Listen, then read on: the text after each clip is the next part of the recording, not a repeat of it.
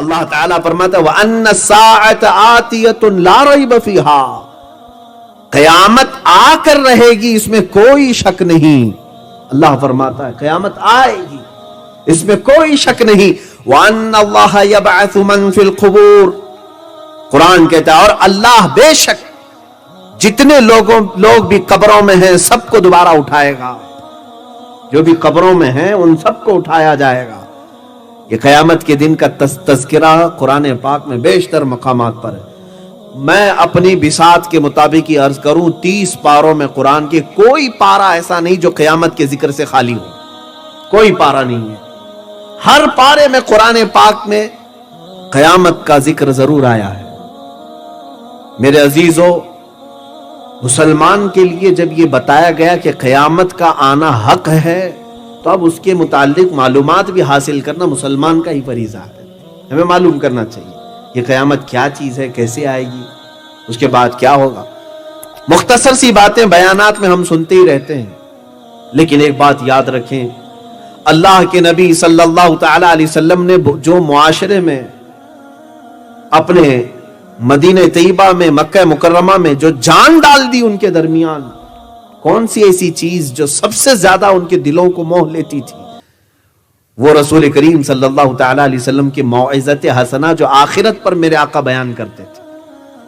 آخرت پر میرے آقا کے کثرت سے بیانات ہیں جس کی وجہ سے دل موم ہو جاتا تھا، نرم ہو جاتا تھا، یہاں تک کہ اگر کوئی زور سے ہنستا بھی تھا تو حضور یہ پوچھتے تو نے آخرت کی کتنی تیاری کر لی؟ آخرت کی تو نے کتنی تیاری کری؟ ہر بات کو رسول کریم صلی اللہ تعالی علیہ وسلم نے آخرت سے جوڑ کر کے رکھا ہے، یہاں تک کہ اللہ کے حبیب صلی اللہ تعالی علیہ وسلم نے آخرت کا تذکرہ اتنا فرمایا۔ میں آپ کو ایک بات چیلنج کے ساتھ کہہ دوں، اگر ہمارے اسلامی عقیدے میں قیامت کا ذکر نکال دو تو اسلام پورا کھوکھلا ہو جائے گا، ختم ہو جائے گا۔ کیوں جانتے ہیں؟ ہمارا سارا دار و مدار قیامت سے جڑا ہوا ہے۔ آج آپ فجر کی نماز کے لیے اٹھ کر کے دوڑے دوڑے جا رہے ہیں تو آپ کو ڈر ہے کہ میرا حساب ہونے والا ہے۔ آپ چوری سے بچتے ہیں تو اسی بات سے کہ آپ کو ڈر ہے کہ اللہ کے ہاں حساب ہونا ہے، قیامت کا دن آنے والا ہے۔ ہمیں سب کو 14 صدیوں سے اسی بات کا ڈر سنایا گیا ہے کہ ایک دن آئے گا جب اللہ تعالیٰ ہر چیز کو سامنے لائے گا۔ جو پوری سورہ ہے زلزال، اللہ فرماتا اذا زلزلت الارض زلزالها واخرجت الارض اثقالها، جب زمین میں زلزلے آ جائیں گے اور اپنی بوجھل چیزیں سب زمین باہر نکال دے گی، یومئذ تحدث اخبارها، اور یہ وہ دن ہوگا کہ زمین اپنے اندر کی ساری چیزیں خبر دے گی باہر، جو کچھ بھی رب تبارک و تعالیٰ نے اسے امانت کے طور پر دیا۔ اور پھر یہ آیت میں یومئذ یصدر الناس اشتاتا، جماعت در جماعت لوگوں کو لایا جائے گا میدان میں، لیروا اعمالہم، تاکہ ان کے اعمال انہیں دکھائے جائیں۔ فمن یعمل مثقال ذرۃ خیرا یرہ ومن یعمل مثقال ذرۃ شرا یرہ، جو رائی کے دانے کے برابر بھی نیکی کیا ہوگا اللہ اسے وہ بھی دکھائے گا، اور جو رائی کے دانے کے برابر برائی کیا ہوگا اللہ اسے وہ بھی دکھائے گا۔ یہ جو ڈر ہے، یہ جو خوف ہے، اسی نے ہم سب کو سیدھا کر کے رکھا ہوا ہے۔ اگر قیامت کا تصور نکال دو، آخرت کا خوف نکال دو، تو پھر آدمی جو چاہے وہ کرے گا۔ اسی لیے میرے آقا صلی اللہ تعالی علیہ وسلم نے فرمایا اذا لم تستحی فاصنع ما شئت، جب تجھے حیا نکل جائے، اللہ سے ڈر نکل جائے، تو تو جو چاہے وہ کر لے، جو چاہے کر لے۔ میرے عزیزو، اسلام کا جو بنیادی عقیدہ ہے وہ آخرت کا تصور، آخرت کا خوف۔ کاش ہم اپنے بچوں کو پولیس، بڈھے اور بڈھیوں اور گڈیوں سے ڈرانے کی بجائے آخرت کا ڈر لگاتے۔ سیدنا حسن اور سیدنا امام حسین رضی اللہ تعالیٰ، بچپن کی بات ہے، دونوں میں آپس میں کچھ تکرار ہو گئی، جھگڑ پڑے، اور سیدتنا فاطمہ الزہرا رضی اللہ تعالیٰ عنہ کے پاس دونوں آئے۔ ابھی دونوں کی شکایت چل ہی رہی تھی، ماں نے صرف اتنا کہا کہ بیٹا میں یہ نہیں جانتی کہ تم میں سے پہل کس نے کیا، غلطی کس نے کیا، اس سے پہلے کہ قیامت کے دن اللہ تم سے روٹھ جائے ایک دوسرے کو منا لو۔ سبحان اللہ۔ یہ بچوں کی تربیت ہوتی تھی، یہ اہل بیت کا گھرانہ ہے جہاں بچوں کی تربیت میں بھی 4 سال کے 5 سال کے بچوں کو یہ ڈر سنایا جاتا تھا کہ اللہ کہیں تجھ سے روٹ نہ جائے، اللہ ناراض نہ ہو جائے۔ عزیزان گرامی وقار، اسلام کا پورا مدار آخرت پر ہے۔ ہم یہاں جو جی رہے ہیں اسی انتظار میں تو جی رہے ہیں، ہماری اصل زندگی یہ نہیں ہے۔ میں یہ قیامت کی تذکرے سے پہلے آپ کو یہ بتانا چاہتا ہوں کہ قیامت ہے کیا اسلام میں۔ قرآن پڑھو آپ، جگہ جگہ پر اللہ تعالیٰ نے اس کے آنے کے متعلق بیانات فرمائے ہیں۔ رب تعالیٰ فرماتا ہے القارعۃ ما القارعۃ وما ادراک ما القارعۃ، کھڑکا دینے والی۔ فاضل بریلوی رحمۃ اللہ علیہ نے فرمایا دل دہلا دینے والی، تو کیا جانے کہ دل دہلانے والی کیا چیز ہے۔ یوم یکون الناس کالفراش المبثوث، یہ وہ دن ہوگا جب ہر جگہ سے کھڑک کی آواز آئے گی، کھڑکانے والی آواز آئی۔ یہ وہ دن ہوگا جب لوگ ٹوٹے پتنگوں کی طرح ادھر ادھر بکھرے ہوں گے۔ وَتَكُونُ الْجِبَالُ كَالْعِهْنِ الْمَنْفُوشِ، اور بڑے بڑے پہاڑ روئی کے پھائے کی طرح اڑ رہے ہوں گے۔ یہ وہ دن ہوگا۔ رب تبارک و تعالیٰ نے فرمایا قیامت کے دن کے متعلق، قیامت کے کئی نام آئے ہیں قرآن میں، یوم القیامہ ہے، اور اللہ رب العزت نے قسم یاد فرمائی لا اقسم بیوم القیامہ، قسم ہے قیامت کے دن کی۔ اور پھر اللہ تعالیٰ یہ فرماتا ہے ایحسب الانسان ان لن نجمع عظامہ، انسان کیا یہ سوچ کر کے بیٹھا ہے کہ ہم اس کی ہڈیاں نہیں جما سکیں گے، ہم اس کی ہڈیاں نہیں جمائیں گے۔ اللہ تعالیٰ فرماتا بلا قادرین علی ان نسوی بنانا، بلکہ ہم تو قادر ہیں، ہر پور کو جوڑ دیں گے، ہر ٹکڑے کو اللہ رب العزت جوڑ دے گا۔ یہ قیامت کے دن کے متعلق سورہ قیامہ میں بھی تذکرہ ہے، پوری سورہ کا نام قیامہ ہے۔ اور قرآن پاک کی ابھی میں جلد سے آپ کی طرف آؤں گا، میں اکتاہٹ میں آپ کو نہیں لے آؤں گا۔ اب قرآن کی آیتیں کم از کم 100 آیتیں میں تلاوت کر سکتا ہوں قیامت کے متعلق، اتنا تذکرہ ہے قرآن پاک میں قیامت کے متعلق۔ ارے جو نماز آپ پڑھتے ہو شروع میں ہی مجھے بتاؤ کوئی رکعت آپ کی سورہ فاتحہ سے خالی ہوتی ہے؟ آپ سب سے پہلے اپنے رب کی حمد بیان کرتے ہیں، الحمدللہ رب العالمین الرحمن الرحیم، تمام تعریفیں اس اللہ کے لیے جو سارے جہانوں کو پالنے والا ہے، رحمان ہے، رحیم ہے۔ اس کے بعد سیدھے جس کا تذکرہ آتا ہے وہ مالک یوم الدین، قیامت کے دن کا مالک، یوم جزا کا مالک، قیامت کا ہی تذکرہ آ گیا۔ اللہ کی صفت بیان کرنے میں، اللہ کی تعریف بیان کرنے میں بھی سب سے پہلی چیز کیا آئی؟ مالک یوم الدین، وہ قیامت کے دن کا مالک ہے، روز جزا کا مالک ہے۔ عزیزان گرامی وقار، وہاں پر اللہ انسانوں کا بھی مالک ہے، زمین کا مالک ہے، آسمانوں کا مالک ہے، وہ ساری کائنات کا مالک ہے، لیکن رب نے تذکرہ کس کا فرمایا؟ یوم الدین، وہ روز جزا کا مالک ہے۔ اس لیے کہ یہ کوئی بہت ہی بڑی چیز ہوگی تبھی تو اس کا تذکرہ آیا ہے، مالک یوم الدین۔ اس کے علاوہ آپ دیکھیں بادشاہت کا ذکر جہاں جہاں بھی آئے گا، دنیا کی بادشاہت یہ چند سالوں کی ہو سکتی ہے، چند دنوں کی ہو سکتی ہے، لیکن قیامت کے دن کے متعلق قرآن میں ہے وہ یوم محشر ہوگا جب رب تبارک و تعالی ندا دے گا بندوں کو، لمن الملک اليوم، آج کے دن کی بادشاہت کس کی ہے؟ بتاؤ لوگوں کو، آج کے دن کس کی بادشاہت ہے؟ پھر رب تعالیٰ خود ہی جواب دیتا ہے للہ الواحد القہار، ایک قہر کرنے والے خدا کی آج بادشاہت ہے، سخت پکڑ کرنے والے خدا کی آج بادشاہت ہے۔ اور اس دن اللہ تعالیٰ کی طرف سے پکارا جائے گا این الجبارون، کہاں ہے وہ جو گھمنڈ میں اکڑ کر کے چلتے تھے؟ آ جائیں۔ کہاں ہے وہ جو دنیا میں سینہ تان کر کے بادشاہ بنتے تھے؟ آ جائیں۔ میرے عزیزو، ایک دن تو ہے جو روز جزا جس کو کہیں، میں نام گنا دوں اگر قیامت کے، سن لے، یوم الدین اس کو کہا گیا، یوم القیامہ ہے، یوم النشور ہے، یوم البعث ہے، اور یوم التناد ہے، یہ سب قیامت کے نام ہیں۔ اور اللہ تبارک و تعالیٰ نے اس کے تذکرے جو فرمائے الگ الگ انداز میں ہیں۔ وہ ایک سخت دن ہے، سخت دن ہے، اور ایسا سخت دن ہے جس کے متعلق قرآن میں اللہ نے یہ بھی فرمایا کہ اس کا ایک دن 50,000 سال کے برابر کا ہے۔ 50 अल्फ सनत मिम्मा तउद्दून, जिसको तुम गिनती करते हो, ये भी कुरान में आई, 50,000 साल के बराबर का एक दिन होगा।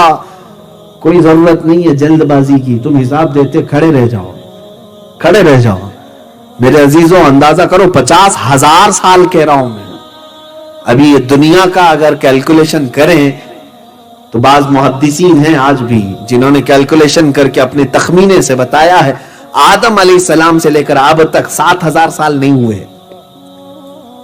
सैयदना आदम अलैहिस्सलाम से लेकर अब तक के जो अय्याम हैं 7,000 साल नहीं हुई। ये साइंटिस्ट कहते हैं 1,00,000 साल, 2,00,000 साल।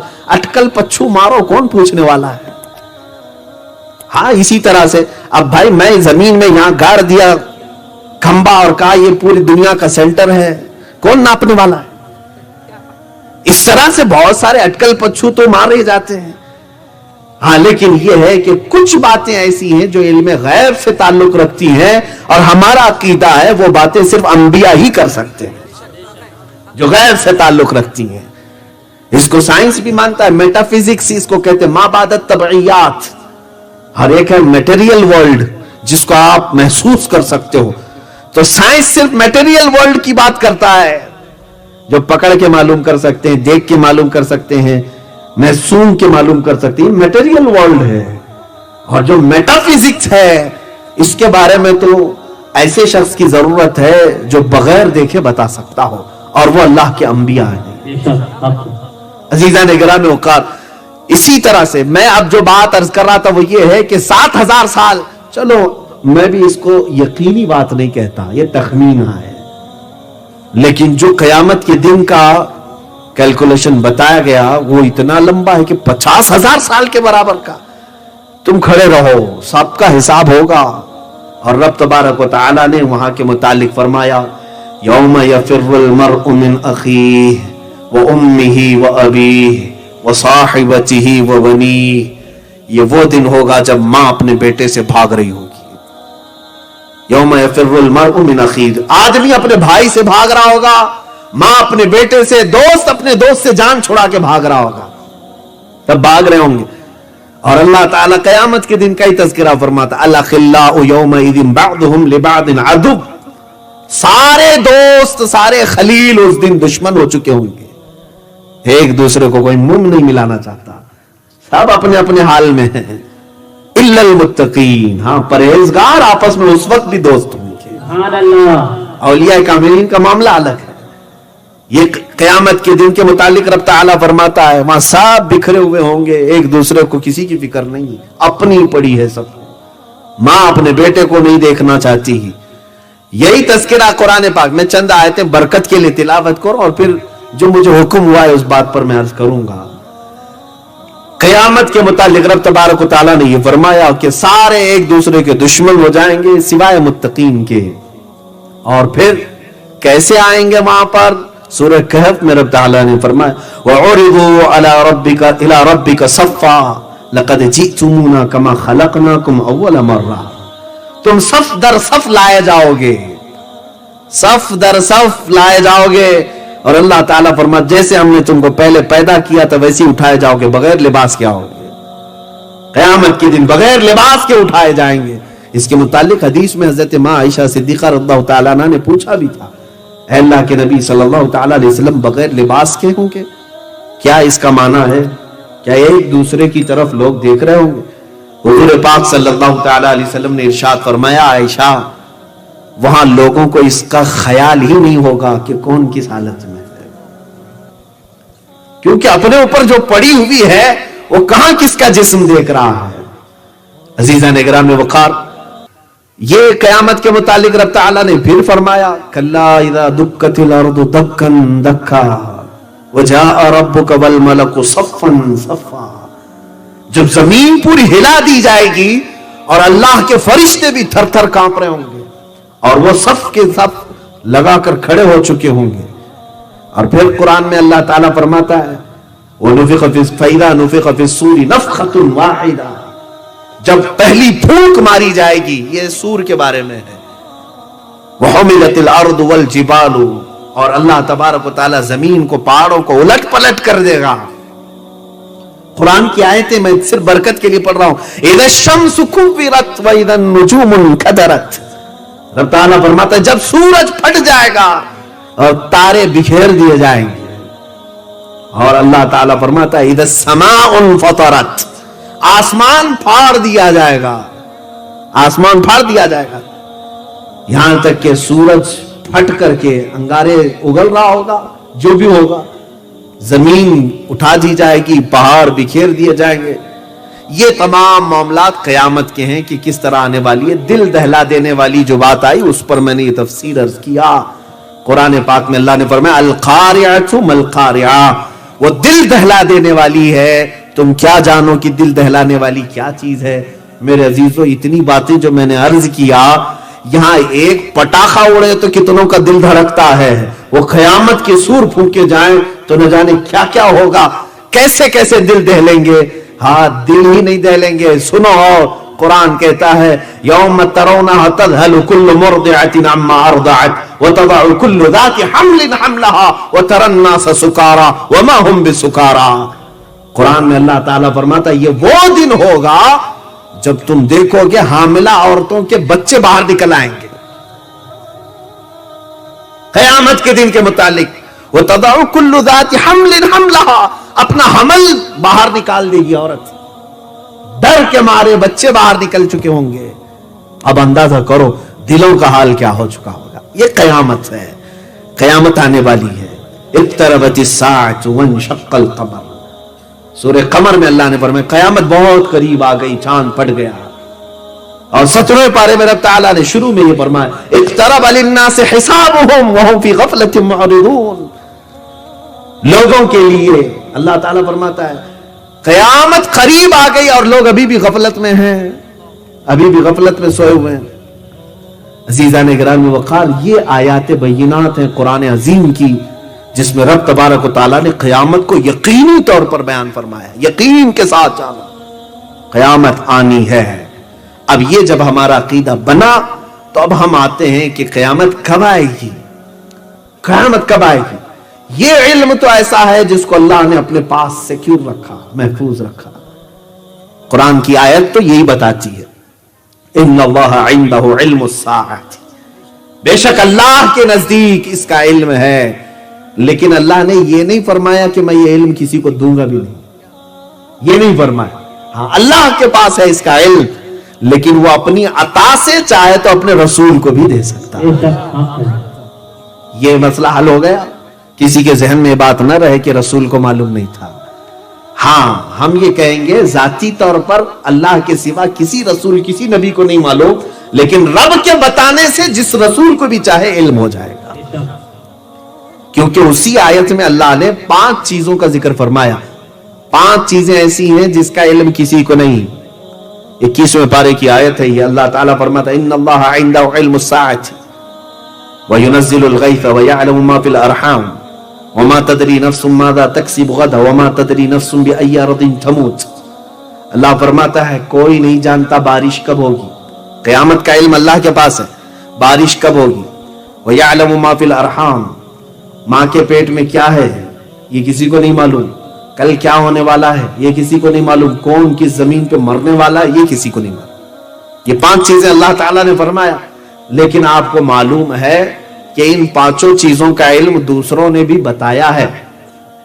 حضور اکرم صلی اللہ تعالیٰ علیہ وسلم نے جنگ بدر میں خود خط کھینچ کر کے بتایا ہے کہ کل یہاں ابو جہل مرے گا. تو حضور صلی اللہ تعالیٰ علیہ وسلم نے فرمایا, تو یہاں کیا کہو گے؟ اللہ تو فرما رہا ہے اللہ کے سوا کسی کو نہیں معلوم کون کہاں مرے گا, رسول کیسے بتا رہے ہیں. وہاں ہم یہی کہیں گے رسول اپنے سے نہیں بتا رہے, اللہ کی عطا سے بتا رہے ہیں. رب تبارک و تعالیٰ نے انہیں بیان فرمایا تو وہ جانتے ہیں. اسی طرح ماں کے پیٹ میں کیا ہے کوئی نہیں جانتا, جبکہ آج سائنس اتنی ترقی کر چکا ہے ڈاکٹر بھی بتا سکتا ہے. تو یہ علم اللہ کی طرف سے دیا ہوا علم ہے. اگر اللہ نہیں چاہتا تو یہ علم کبھی کسی کو نہیں ملتا. ہاں, تو یہ علم کے ذریعے سے اللہ کی عطا سے کوئی جان سکتا ہے. بہرحال اب مسئلہ یہ ہے کہ جس حدیث کو لے کر کے یہ معاملات آئے کہ حضور کو بھی نہیں معلوم, اسی حدیث سے میں اپنی گفتگو کا آغاز کرتا ہوں. ایک بار صحابہ اکرام رضوان اللہ تعالی علیہ مجمعین بیٹھے ہوئے تھے رسول پاک صلی اللہ علیہ وسلم کے در پاس. یہ حضرت عمر فاروق رضی اللہ تعالیٰ عنہ سے مروی حدیث ہے اور مسلم شریف میں بھی ہے، بخاری شریف میں بھی ہے۔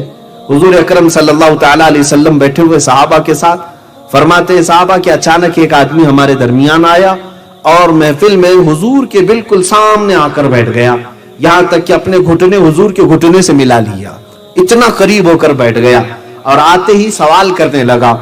وہ صحابہ کہتے ہیں، حضرت عمر خود کہتے ہیں ہم میں سے اس کو کوئی نہیں پہچانتا تھا، وہ مدینے کا بھی نہیں دکھ رہا تھا، اور اگر باہر سے آیا ہے تو سفر کے آثار بھی اس کے چہرے پر نہیں تھے، گھوڑے پر آیا ہو تو دھول میں اٹا چہرہ لے کر کپڑوں پر گرد و غبار کے آثار ہوتے، وہ بھی نہیں دکھ رہا تھا، تو ہم تعجب میں تھے۔ بہرحال خاموش بیٹھے رہے۔ محفل میں آنے والے اس شخص نے پہلا سوال کیا، مل ایمان، ایمان کسے کہتے ہیں؟ میرے آقا صلی اللہ علیہ وسلم نے جواب دیا، میں نے ابھی شروع میں ہی بیان کر دیا ہے، 7 چیزوں پر یقین رکھنے کا نام ایمان ہے۔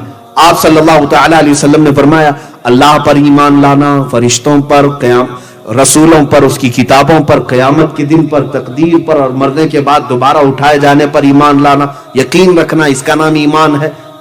تو اس شخص نے کیا کہا؟ صدقت یا محمد، اے محمد صلی اللہ علیہ وسلم، آپ نے بالکل سچ کہا ہے۔ صحابہ کہتے ہیں ہم تعجب میں تھے، خود ہی سوال بھی کر رہا ہے، خود ہی تصدیق بھی کر رہا ہے۔ اس کے بعد دوسرا سوال اس نے کیا، مل اسلام، اسلام کیا ہے؟ میرے آقا صلی اللہ تعالیٰ علیہ وسلم نے فرمایا کہ تم گواہی دو اس بات کی کہ اللہ کے سوا کوئی معبود نہیں اور اللہ محمد صلی اللہ علیہ وسلم اللہ کے رسول ہیں، نماز پڑھو، زکوٰۃ دو، روزے رکھو اور حج کرو۔ اور پھر تیسری مرتبہ اس نے سوال کیا، مل احسان، احسان کیا ہے؟ میرے آقا صلی اللہ علیہ وسلم نے فرمایا تم عبادت اللہ کی ایسی کرو جیسے کہ تم اسے دیکھ رہے ہو، اور اگر یہ نہ کر سکو تو ایسی عبادت کرو کہ اللہ تمہیں دیکھ رہا ہے، اس تصور کے ساتھ عبادت کرو۔ یہاں عبادت کا ذکر ہے، نماز کا نہیں، ہر عبادت میں یہ خیال ہونا چاہیے، ہر عبادت میں کہ اللہ مجھے دیکھ رہا ہے۔ اب 3 سوالات یہ ہو گئے، یہ بیسک تھی، یہ پورا ایمان، اسلام، احسان، تینوں چیزیں آ گئی اس کے اندر، اور یہی تین ہی پر اگر تم اکتفا کر لیے تو کامل مسلمان بن کر کے دنیا سے جاؤ۔ ایمان کو سمجھ لیں، اسلام کو سمجھ لیں اور احسان کو سمجھ لیں۔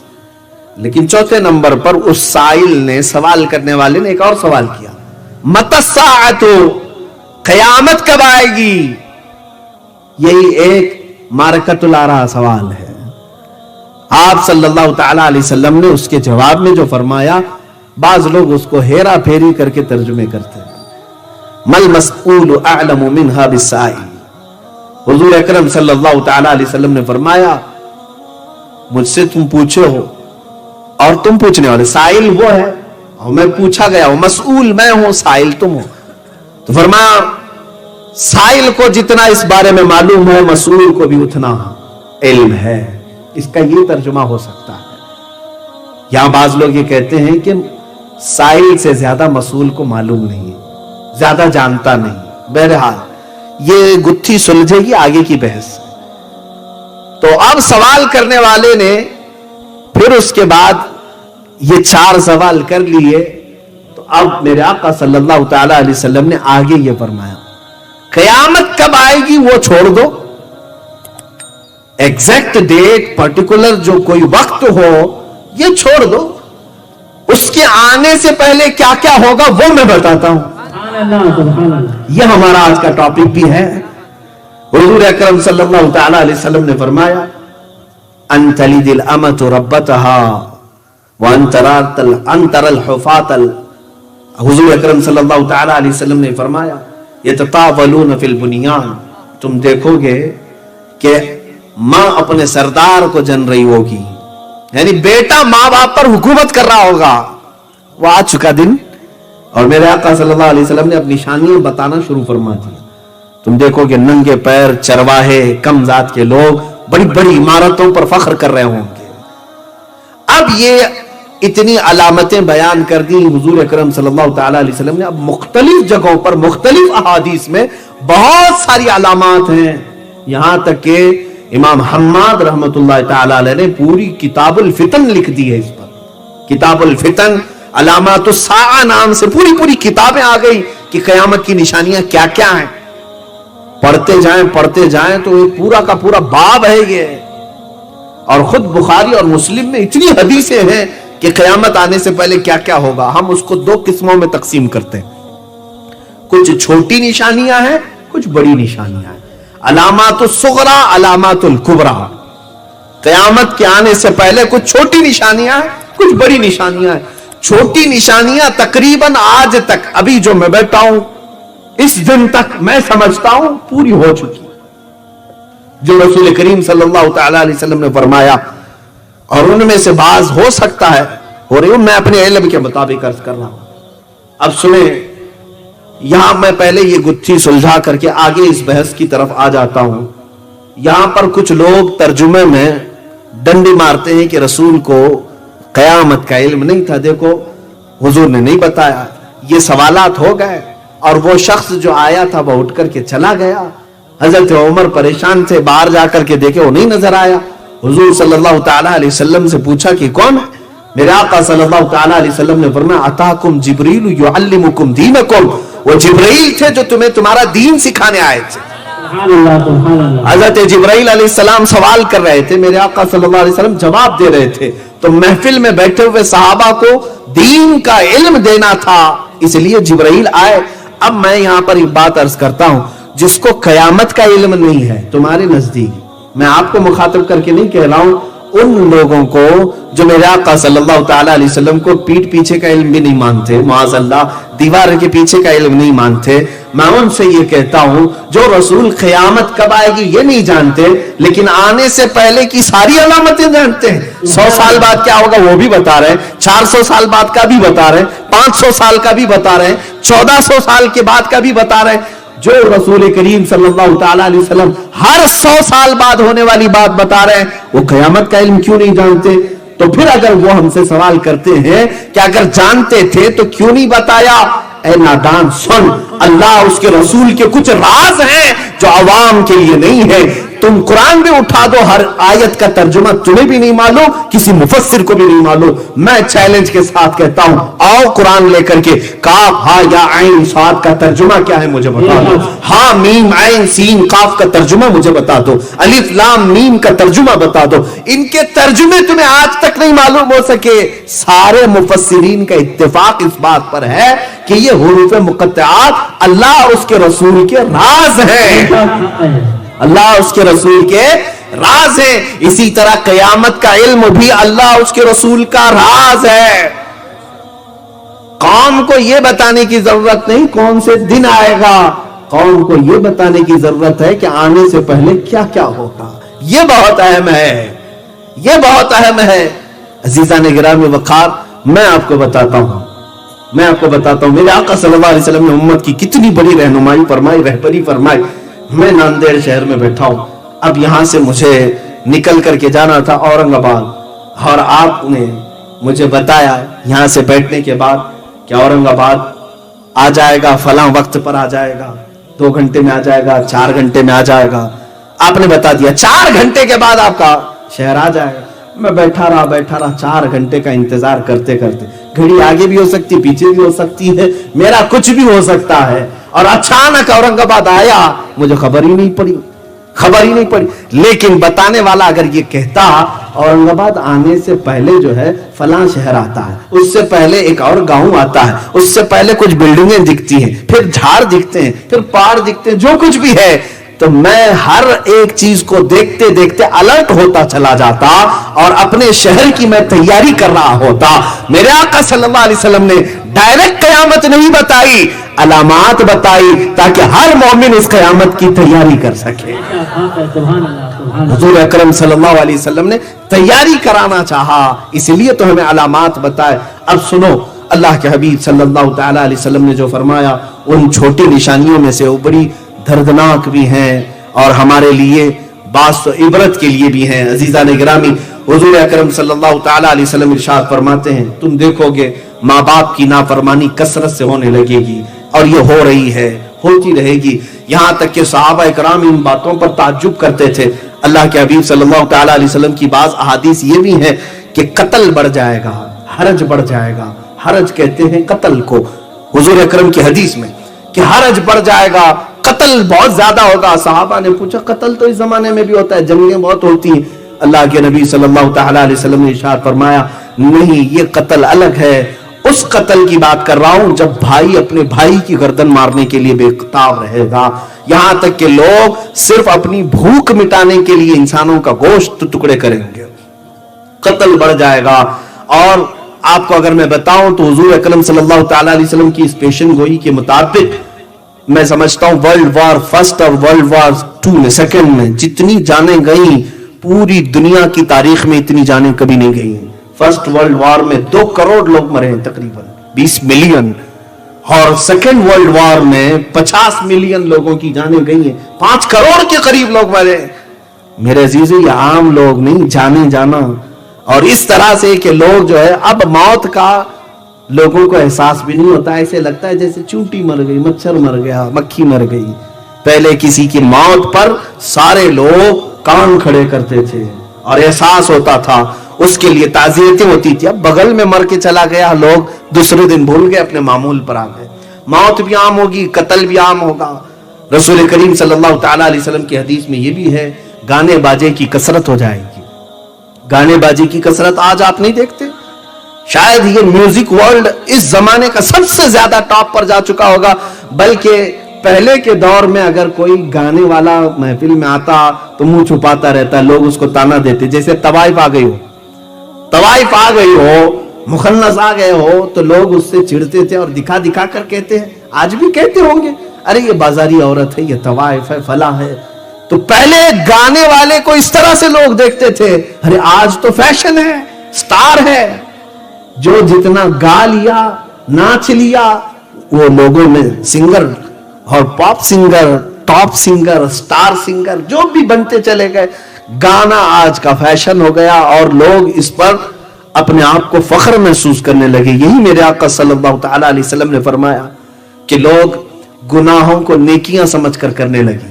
ایک حدیث ہے کتاب الفتن میں، امام حماد نے لکھا ہے، فرماتے ہیں ایک وقت ایسا آئے گا اے مومنو کہ لوگ تمہیں ایمان کا تانا ایسے دیں گے جیسے زانی کو تانا دیا جاتا ہے. یہ کہیں گے انک مؤمن انک امرؤ فیک ایمان، اے یہ دیکھو یہ آدمی ہے، اس کے پاس ایمان ہے، تانا دے کر کے لوگ کہیں گے. ایک وقت یہ آئے گا، حضور اکرم صلی اللہ تعالیٰ علیہ وسلم نے فرمایا، ایمان پر قائم رہنے کی سختی بھی بتائی کہ بہت سخت ہو جائے گا ان کے لیے، بہت سخت ہو جائے گا. اب یہ ماں باپ کی نافرمانی، گانے باجے کی کثرت، یہاں تک کہ حضور اکرم صلی اللہ تعالیٰ علیہ وسلم کی حدیث ہے، فرماتے ہیں تم دیکھو گے کہ زنا اتنی کثرت سے ہوگا کہ جیسے گدھے اور کتے راستوں پر جوڑا کھاتے ہیں، انسان بھی اس طرح سے کرنے لگ جائیں گے. یعنی کھلے عام زنا ہوگا، لوگ سڑکوں پر اور راستوں پر اس طرح جوڑے کھاتے ہوں گے.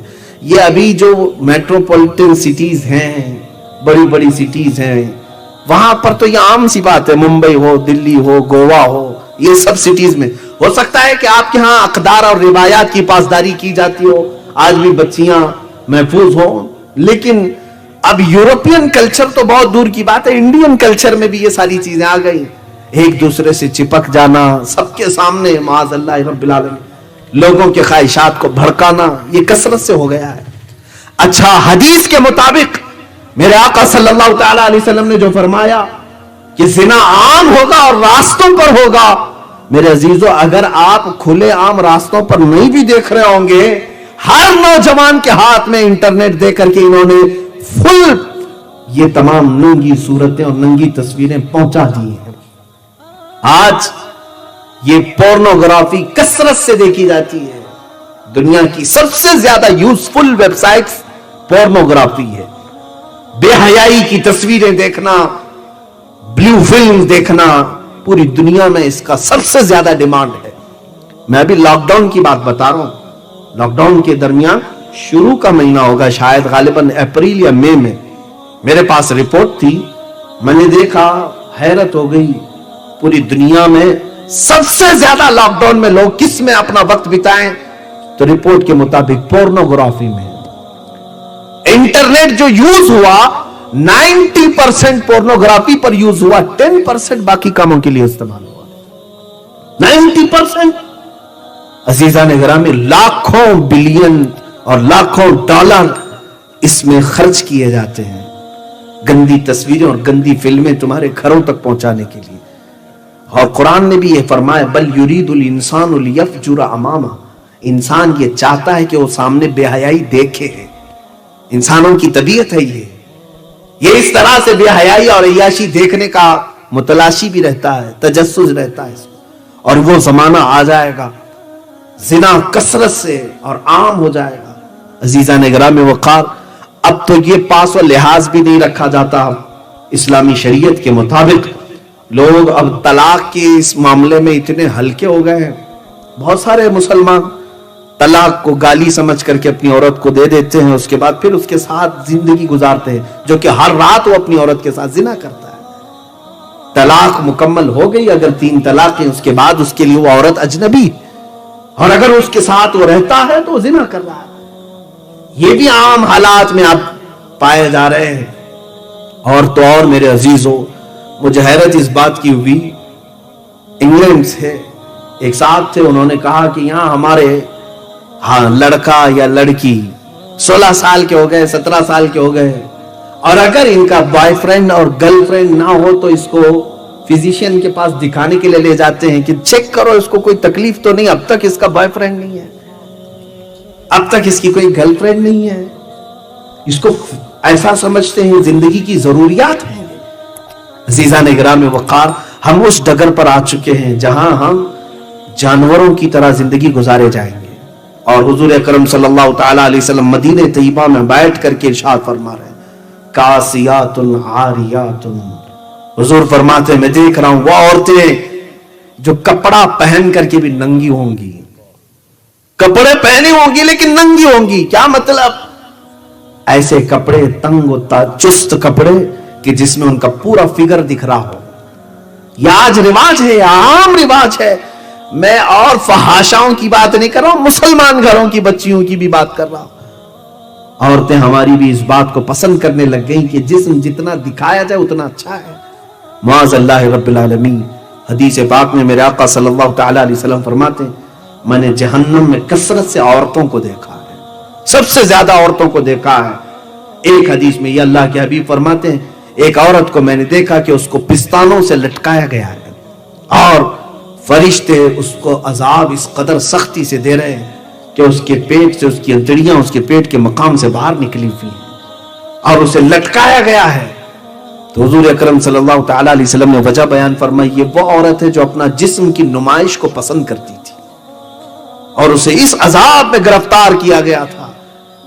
آج وہ کثرت سے بے حیائی رواج پکڑ گئی. آپ دیکھتے ہیں ہماری بچیوں کی بھی مارکیٹ میں ایسے لباس آ گئے جس میں ہاف لباس ہے. چھوٹی سی بچیاں، آپ سمجھتے ہوں گے ان کو پردہ تھوڑی نہ فرض ہے ابھی، لیکن میرے عزیزو دشمن بہت پہلے سے پلان کر رہا ہے، بہت پہلے سے تمہیں بے حیا بنانا چاہتا ہے کہ چھوٹی سی بچیوں کو ایسے کپڑے پہناؤ کہ جوان ہونے تک ان کو اپنے لباس کا خیال نہ رہے، یہ ہر ننگا پن کو بھی قبول کر لے.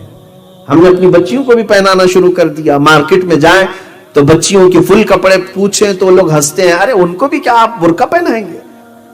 نہیں میرے عزیزو، میں اگر اپنی بچی کے لیے پوچھتا ہوں کہ فل سلیوز کا کوئی لباس ہو تو دے دو. چھوٹی سی بچی 4 سال کی 5 سال، مولوی صاحب اس میں ہوتا کیا ہے، آپ ابھی سے بچی پر پابندی لگا رہے ہیں.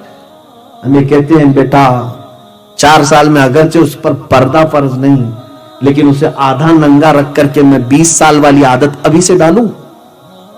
20 سال میں یہ بچی وہی کرے گی جو بچپن میں کرتی تھی. اب دیکھیں جس کو جیسے کپڑے پہننے کی عادت ہے ویسے پہنتا رہے گا.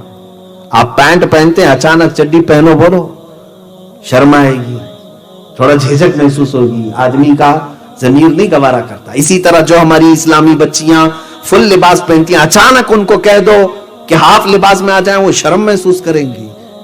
دشمنوں نے یہ باضابطہ میں نے پڑھا تھا، ایک حاخام یہودی حکیم ہے 150 سال پہلے اس نے یہودیوں کو جمع کر کے کہا تھا یہ مسلمان بچیاں آوارہ ہوتی نہیں ہیں جلدی، اس لیے کہ ان کے گھروں کا ماحول ایسا ہوتا ہے، کیا کیا جائے؟ تو اس نے کہا چھوٹی بچیوں کے ہی لباس ان کے آدھے آدھے بناؤ تاکہ بچپن سے ان کو رواج ملے. عزیزان گرامی وقار، انجانے میں ہم کسی سازش کے بھی شکار ہو جاتے ہیں اور کچھ تو ہم جان بوجھ کر کے بھی کرتے ہیں. خیر، حدیث پاک میں رسول کریم صلی اللہ تعالی علیہ وسلم نے فرمایا حرج بڑھ جائے گا, گانے باجے کی کثرت ہوگی, زنا عام ہوگا. ساتھ ہی ایک اور بڑی بیماری کا تذکرہ اللہ کے نبی صلی اللہ علیہ وسلم نے فرمایا. وہ بڑی بیماری حضور اکرم صلی اللہ تعالی علیہ وسلم فرماتے ہیں لواطت اور سحاق عام ہوگا. یہ کیا ہے؟ ہوموسیکسولیٹی. مرد مرد سے اپنی خواہش پوری کرے گا, عورت عورت سے اپنی خواہش پوری کرے گا. LGBT نام سے اب کمیونٹیز بنائی گئی ہیں. دنیا اب ان کے حقوق کا مطالبہ کر رہی ہے. گےازم, ارے انڈیا میں گورنمنٹ میں, یہاں پر ہماری پارلیمنٹ میں قانون پاس کر لیا کہ مرد مرد سے شادی کر سکتا ہے, اس کو کوئی نہ روکے. آج یہ مغربی دنیا اس کو سمجھتی ہے کہ ہم پوش ہیں, بہت زیادہ پوش ہیں. ارے جانور بھی نہیں کرتے یہ حرکتیں, تم کون سے پوش ہو؟ مرد مرد سے اپنی خواہش پوری کرے. گےازم, اس کو لواطت کہتے. قرآن پاک میں سب سے دردناک عذاب کا جو تذکرہ آیا ہے وہ قوم لوط پر ہے. حضرت لوط علیہ السلام کی قوم جو یہ کام کرتی تھی. اَإِنَّكُمْ لَتَأْتُونَ الرِّجَالَ شَهْوَةً مِّن دُونِ النِّسَاءِ. اللہ فرماتا ہے اے لوگو, کیا تم عورتوں کی بجائے مردوں سے اپنی خواہش پوری کرتے ہو؟ قرآن میں اللہ نے ان کے اوپر عذاب جو نازل کیا اس کا تذکرہ ہے. وَأَمْطَرْنَا عَلَيْهِمْ حِجَارَةً مِّن سِجِّيلٍ. ہم نے ان پر نوکیلے پتھروں کو بارش کے طور پر برسایا. اور پھر کیا کیا اللہ نے ان کے ساتھ؟ فَجَعَلْنَا عَالِيَهَا سَافِلَهَا. ہم نے ان کے اوپر کی زمین کو پلٹ کر کے نیچے کر دیا. اٹھا دی گئی تھی زمین اور پلٹ دی گئی تھی. یہ قوم لوط ہے, قوم سدوم بھی اس کو کہتے ہیں. یہ جارڈن کی سرزمین پر میں خود گیا تھا پچھلے سال, جہاں حضرت لوط علیہ السلام کا مقام ہے. لوگوں نے, وہاں کے رہائشیوں نے بتایا, میں تقریباً 100 کلومیٹر چلتا رہا گاڑی میں, جس طرف دیکھو کالے کالے بڑے بڑے پتھر پڑے ہوئے ہیں. کہیں پر بھی نہ ایک درخت دکھے گا نہ پہاڑ دکھے گا, بڑے بڑے کالے کالے پتھر ہیں. جارڈن کی سرزمین, واللہ عالم کون سے پتھر ہیں, لیکن تذکرہ قرآن پاک میں ہے کہ ہم نے پتھروں کی بارش کی, نوکیلے پتھر. اور وہ قوم لوط کو ہمیشہ کے لیے ہلاک کر دیا رب تعالیٰ نے. وہ لواطت کی بیماری دوبارہ اس وقت آئے گی اور قیامت کے قریب میرے آقا نے فرمایا یہ کثرت سے بڑھ جائے گی. یہ LGBT کہتے ہیں, گےازم, لیزبین, عورت عورت سے بھی اپنی خواہشات پوری کر رہی, واللہ عالم کون سے طریقے.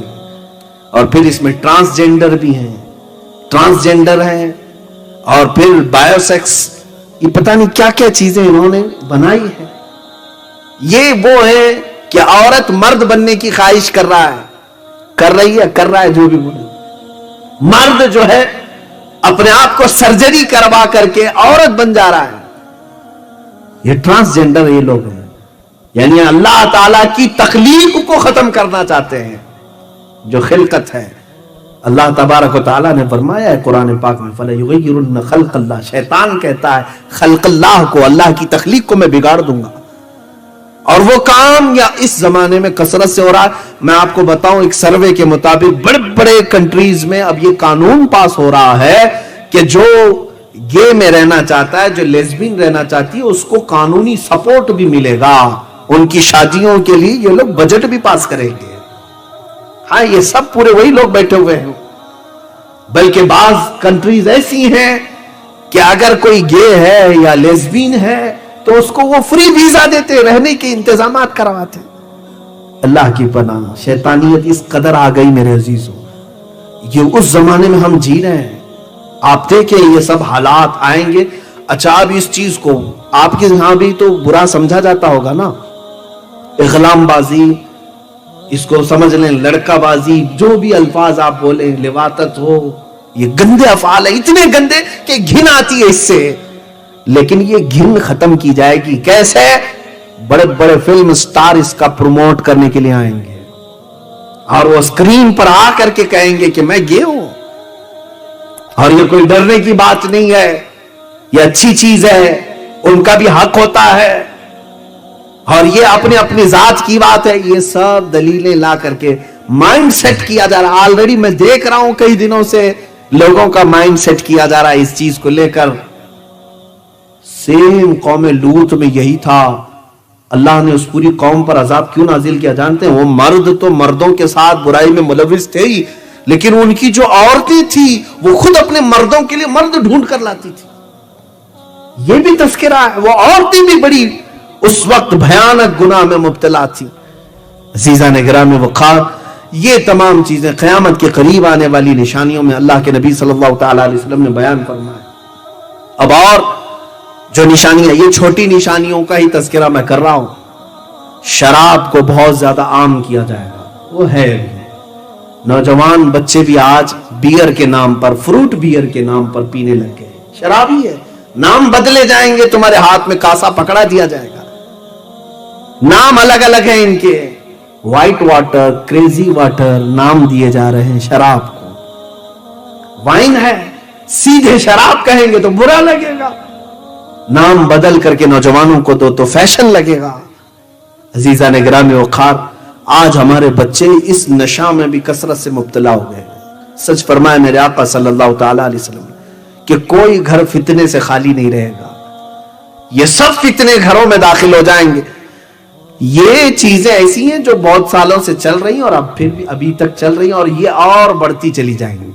اب سنو، حضور اکرم صلی اللہ تعالی علیہ وسلم فرماتے ہیں ایک زمانہ تم پر ایسا آئے گا کہ تم رات میں سو گے، صبح کافر اٹھو گے، صبح مومن ہوگے. یصبح مؤمنا ویمسی کافرا، صبح ایمان کی حالت میں اٹھے ہوں گے اور شام تک کافر ہو چکے ہوں گے. یہ کیسے ممکن ہے؟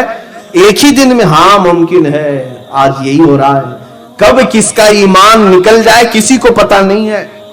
میرے عزیزوں، دنیا نے آج ایسے ایسے آلات ہمارے سامنے رکھے ہیں، اگر آپ ایکسپٹ کر لیں اس چیز کو تو ایمان نکل جائے گا. کئی فلمی گانے ایسے ہیں جن کو ہمارے بچے دھن میں گاتے رہتے ہیں، انہیں پتہ ہی نہیں ہے اس میں کفریہ کلمات ہیں، شرکیہ نغمے ہیں. اگر تمہاری زبان نے اس کا اقرار کر لیا تو ایمان رخصت ہو چکا ہے، ایمان جا چکا ہے. ہمارے چھوٹے سے بچوں کو اسکول بھیج رہے ہیں، ہم اسکول میں دیکھنے تک نہیں جاتے کہ ہمارا بچہ کیا کر رہا ہے. کل ہی مجھے ایک بچی نے میسج کر کے یہ بات پوچھی تھی کہ میں ایک اسکول کی ٹیچر ہوں، یہاں پر معاملات ایسے ایسے ہیں. میں تفصیل میں نہیں جا رہا ہوں. بچہ آتا ہے، بہت سارے مسلمان بچے ہیں، آتے ہیں، کھڑے ہوتے ہیں پریئر میں. اس وقت وہ کہتے ہیں جیسس از دا گاڈ معاذ اللہ رب العالمین. وہ وہاں سے ان کا عقیدہ ہی ختم کر دیا جاتا ہے. اب یہاں سے بہت ساری جگہوں پر ہم بچوں کی خبر بھی نہیں لیتے، شام تک تو کافر بن کر کے نکلے ہوتے. میرے آقا صلی اللہ تعالی علیہ وسلم نے سچ فرمایا کل مولود یولد علی الفطرہ وابواہ یحودانہ او یمجسانہ او ینصرانہ او کما قال رسول اللہ صلی اللہ علیہ وسلم. ہر پیدا ہونے والا بچہ اسلام کی فطرت پہ پیدا ہوتا ہے، مسلمان پیدا ہوتا ہے. اس کے ماں باپ اس کو یہودی بناتے ہیں، عیسائی بناتے ہیں، یا آگ کا پجاری بناتے ہیں. بچے کو اس کے ماں باپ بناتے ہیں. یہ ہم نے آج دیکھا ہے، ماں باپ ہی تو ڈال رہے ہیں ایسی جگہوں پر جہاں وہ ایمان اپنا بیچ کر کے آ چکا ہوتا ہے، اسے بھی خبر نہیں، ماں باپ کو بھی خبر نہیں، ایمان رخصت ہو چکا ہوتا ہے. عزیزان گرامی اوقات، قیامت کے آنے سے پہلے اور جو علامات ہیں یہ سب چیزیں تو آپ دیکھ ہی رہے ہیں، یہ کوئی نئی باتیں نہیں تقریباً. اور ماں باپ کی نافرمانی جس کو حضور نے فرمایا وہ بھی ہے. اور نیچ طبقے کے لوگ، ننگے پیروں والے لوگ بڑی بڑی بلڈنگوں میں فخر کرنے لگیں گے، حکومتوں کے تخت پر آ جائیں گے. وہ سب سے زیادہ تو ہمارے یہاں نظر آتا ہے. ہمارے یہاں چائے بیچنے والا اوپر تک چلا جاتا ہے، اب پان بیچنے والا کہاں تک جائے گا یہ نہیں معلوم. تو بہت سارے معاملات ہیں بھائی، ان کے خود کی زبان سے یہ باتیں آتی ہیں، وہی میں عرض کر رہا ہوں آپ کے سامنے. تو یہ چیزیں کوئی ہمارے ہاں اب تعجب کی نہیں رہ گئی ہیں، یہ نارمل ہو گیا ہے. اور جو گناہوں کی کثرت میرے آقا نے فرمائی وہ بھی اب چل پڑا ہے، فیشن ہو چکا ہے. حضور پاک صلی اللہ تعالی علیہ وسلم نے یہ بھی فرمایا لوگ گناہوں کو نیکی سمجھ کر کرنے لگ جائیں گے، یہ وہ وقت ہے. اچھا، اب ایک بات یہ بھی ہے کہ فتنے اس قدر بڑھ جائیں گے. حضور فرماتے ہیں جیسے تسبیح کے دانے ٹوٹ کر بکھر جائیں، تسبیح ہے، تسبیح ٹوٹ کر کے گر جائے تو اس کے دانے بکھر جاتے ہیں. حضور فرماتے ہیں تم ایک دانے کو اٹھانے جاؤ کہ دوسرا ادھر چلا جائے گا، دوسرے کو اٹھاؤ گے تیسرا ادھر چلا جائے گا. فتنے اس طرح سے ہوں گے، ایک فتنہ تم ختم کرنے کی کوشش کرو گے دوسرا سر ابھارے گا، دوسرا ختم کرتے ہی تیسرا سر ابھارے گا، اور اس کو تم تھام نہیں سکو گے. اتنی کثرت سے فتنے ہوں گے. آج یہ فتنوں کا دور آ چکا ہے. ہم کن کن چیزوں پر بند باندھے ہمیں خود سمجھ میں نہیں آتا ہے. کہاں کہاں پر ہم اپنے بچوں کی تربیت کریں سمجھ میں نہیں آتا ہے. ان کے اخلاق کی تربیت کریں, انہیں ایمان سکھائیں, اسلام سکھائیں, احسان سکھائیں, انہیں کردار سکھائیں, کیا سکھائیں. ہر چیز میں تو یہاں پر فتنہ ہے, ہر چیز کے لیے اس کے پاس ایک بڑا چیلنج ہے. ہمارے بچوں کے ہم سوچتے ہیں کبھی ان کی آنکھوں کی حفاظت پہ بولوں, کبھی لگتا ہے کہ ان کو اپنے ہاتھوں کی حفاظت پہ بولوں, کبھی لگتا ہے کہ ان کو زبان کی حفاظت پہ بولوں, اس لیے کہ سب سے زیادہ آج فتنے زبان کے لیے. لیکن جس چیز کے بارے میں سوچتا ہوں لگتا ہے یہ سب سے بڑا فتنہ ہے. بچوں کو میں نصیحت کرنا چاہوں, شرمگاہوں کی حفاظت کے لیے قرآن نے تاکید فرمائی, اس پر سوچتا ہوں کثرت سے بولوں, لیکن لگتا ہے اس سے بھی بڑے فتنے اور بھی ہیں, اور بھی. یہ فتنوں کا دور ہے, ہر فتنہ دوسرے فتنے سے بڑا ہوتا چلا جائے گا اور بڑا ہوتا چلا جائے گا. اب اس زمانے میں آج شاید وہ دور آ چکا ہوگا. اللہ کے نبی صلی اللہ تعالی علیہ وسلم فرماتے ہیں فَبَطَنُ الْأَرْضِ خَيْرٌ مِّن زَهْرِهَا. تم دیکھو گے ایک وقت ایسا آئے گا جب یہ فتنے عام ہو جائیں. تمہارے علماء, اب 3 باتیں حضور نے فرمائی ہیں, توجہ چاہتا, علماء بھی ہیں اور میں بھی ان کی برادری میں ہی ہوں, میں اپنے آپ کو شامل کر کے کہوں گا. جب علماء بددیانت ہو جائیں, حق بولنا چھوڑ دیں, تمہارے غنی جتنے بھی مالدار ہیں یہ بخیل ہو جائیں, اور تمہاری عورتیں بے پردہ ہو جائیں. 3 چیزیں میرے آقا نے فرمایا. جب علماء بددیانت ہو جائیں, تمہارے غنی امیر بخیل ہو جائیں, پیسے روک کر کے جمع کر کے سانپ کی طرح بیٹھنے لگے ہیں, اللہ کی راہ میں نہیں دینا چاہتے. اور تیسرے, جب تمہاری عورتیں بے پردہ ہو جائیں, میرے آقا فرماتے ہیں تو اے مسلمان تیرے لیے زمین کا نیچے والا حصہ اوپر والے حصے سے بہتر ہے. کیا مطلب؟ قبر تمہارے لیے زیادہ مناسب ہے اوپر رہنے سے. حضور فرماتے ہیں زمین کا نیچے والا حصہ تمہارے لیے اوپر والے حصے سے بہتر ہے, اور اگر یہ 3 چیزیں سلامت ہیں تو قبر سے اچھی زمین ہے. حضور نے فرمایا یہ 3 چیزیں سلامت ہیں. اب وہ 3 چیزیں تو سلامت نظر نہیں آ رہی. اور میرے آقا صلی اللہ تعالی علیہ وسلم نے فرمایا, میں حدیثیں مفہومات حدیث عرض کر رہا ہوں, الفاظ حدیث تک کا تذکرہ نہیں ہو رہا ہے, یہ بھی برکت کے لیے میں عرض کر رہا ہوں. آپ کو یہ ساتھ ایک وقت ایسا آئے گا, فرماتے میرے آقا تم گزرو گے قبرستان کے پاس سے تو قبر کو دیکھ کر کے کہو گے کاش اس کی جگہ میں سویا ہوتا تو اچھا ہوتا. اس قدر تمہارے اوپر بلائیں آ چکی ہوں گی, اس قدر فتنے آ چکے ہوں گے, تم قبر والے کو دیکھ کر کے کہو گے کاش اس قبر میں میں ہوتا تو زیادہ اچھا ہوتا. کیوں ایسا سوچو گے؟ اس لیے کہ وہ سیف چلا گیا, پہلے کے دور میں چلا گیا, ان فتنوں کو نہیں دیکھا, محفوظ چلا گیا. کورونا کے آنے سے پہلے, لاک ڈاؤن کے آنے سے پہلے تو یہی خیالات آ رہے تھے کہ جو پہلے جا چکے بیچارے عزت کے ساتھ گئے, یہ سب بلاؤں کو تو دیکھا نہیں انہوں نے, محفوظ گئے ہیں. اب یہ سختیاں بڑھتی چلی جائیں گی اور یہ زمانہ اور سختی کے ساتھ آئے. اب ہمیں معلوم بھی نہیں اب موت کون سے بستر پہ آئے گی, کس طرح ریپ کر کے ڈالا جائے گا, کہاں کھود کر کے ہمیں پھینک دیا جائے گا, معلوم نہیں. لیکن ہم سے پہلے جو گئے وہ اچھے محفوظ چلے گئے. یہ چیز آپ کے ساتھ آئے گی, تم قبر کو دیکھ کر کے تمنا کرنے لگ جاؤ گے کاش اس کی جگہ میں ہوتا تو اچھا ہوتا. یہ حدیث پاک میں عرض کر رہا ہوں, رسول کریم صلی اللہ تعالی علیہ وسلم نے فرمایا اب ذرا میں آپ کو ان حالات کے بعد پوری روئے زمین پر کیا تبدیلیاں آئیں گی, دنیا میں کون سا انقلاب آئے گا, اس پر بھی بات کر لیتے ہیں. یہ تو ہو گئی شخصی باتیں, ہمارے ساتھ کیا کیا ہوتا ہے. اب کائنات کی پوری زمین پر سیاست کو لے کر کے, حکومت کو لے کر کے, مال و دولت کو لے کر کے, دوسری قوموں کو لے کر کے کیا کیا حالات ہوں گے, یہ بھی میرے آقا نے سب بتا دیا.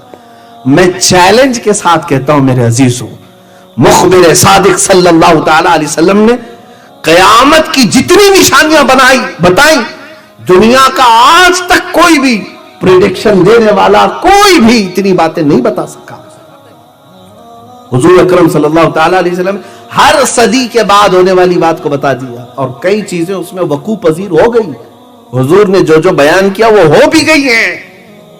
اب اللہ کے حبیب صلی اللہ تعالی علیہ وسلم نے کائنات کے بارے میں یہ فرمایا, تم دیکھو یہ قیامت اس وقت تک نہیں آئے گی جب تک بالواسطہ یا بلا واسطہ پوری دنیا پر سوائے حرمین طیبین کے یہود و نصارہ کی حکومت نہ ہو جائے.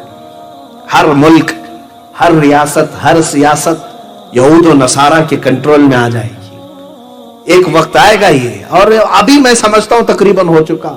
جو بنام مسلمان دکھ رہے ہیں میرے عزیزوں، وہ ڈمی پیس ہیں، وہ صرف ڈمی پیس ہیں. چاہے وہ سعودی کے بادشاہ ہوں، امارات کے بادشاہ ہوں، بحرین کے بادشاہ ہوں، یہ کٹ پتلی ہیں. ان کی ڈور تو امریکہ کے ہاتھ میں ہوتی ہے، اسرائیل کے ہاتھ میں ہوتی ہے. یہود اور نصارہ ان ممالک کو چلا رہے ہیں. آج کچھ بچے ہوں گے، سب کی بات نہیں کرتا ہوں، کچھ ہو سکتا ہے بچے ہوں گے، لیکن حدیث پاک میں یہ ہے کہ بالواسطہ یا بلا واسطہ پوری دنیا پر، ہاں حرمین طیبین کو چھوڑ کے، یہ میرے آقا نے فرمایا حرمین طیبین مکہ اور مدینہ چھوڑ کر ساری دنیا پر یہ حکومت کر لیں گے اور یہ حکومت میں آ جائیں گے. اور اسی حکومت کے لیے تو یہ اتنا اتھل پتھل چل رہا ہے. یہ جو کچھ بھی آپ دیکھ رہے ہیں ون ورلڈ آرڈر نام سے، نیو ورلڈ آرڈر کے نام سے، یہ سب کیا چل رہا ہے میرے عزیزوں؟ یہودی یہ چاہتے ہیں کہ دنیا میں حکومت کرنے کا حق صرف اور صرف یہود کو ہے، باقی سارے لوگ غلام ہیں. وہ کہتے ہیں نحن شعب اللہ المختار، ہم اللہ کی پسند کی ہوئی جماعت ہیں. وہ عقیدہ یہ رکھتے ہیں ہم کو خاص مٹی سے بنایا گیا ہے، باقی سب کو کچرے سے بنایا گیا ہے. یہودیوں کی کتابوں میں موجود ہے یہ بات. ہاں یہود یہ کہتے ہیں کہ ہم اللہ کے بیٹے ہیں، ہم اللہ کے محبوب ہیں. قرآن میں بھی اللہ تعالیٰ نے فرمایا قالت الیہود نحن ابناء اللہ واحباؤہ، یہود یہ کہتے ہیں ہم اللہ کے بیٹے ہیں اور اس کے محبوب ہیں. تو یہ آج انہوں نے پوری دنیا میں بھی اپنے نام ایسے رائج کر دیے. جیولری جیوز سے بن کر جیولری بن گئے، وہ گولڈ پر اپنا حق جتاتے ہیں. پوری دنیا کا سونا ہمارا ہے، پوری دنیا کا سونا ہمارا ہے. آج پوری دنیا میں اکنامک کے اور گولڈ کے ریٹ طے کرنا، اتارنا چڑھانا یہ اپنے ہاتھ میں رکھے ہوئے ہیں. پوری دنیا میں آج جس طرح سے یہ جمع کر کے ون ورلڈ آرڈر بنانا چاہتے ہیں. ون ورلڈ آرڈر کا مطلب یہ ہے کہ ایک ہی حکومت رہے گی، ایک ہی شہر رہے گا پوری دنیا، ایک ہی حکومت چلے گی، ایک ہی سکہ چلے، ایک ہی لینگویج چلے. اس پر تو محنت چل رہی ہے. یہ سب جو کچھ بھی ہو رہا ہے یہ تمام چیزوں کی تیاریاں ہیں. کورونا کے زمانے میں میں نے ایک میگزین دا اکنامسٹ اس کے فرنٹ پیج پہ یہ دیکھا تھا every thing under the control.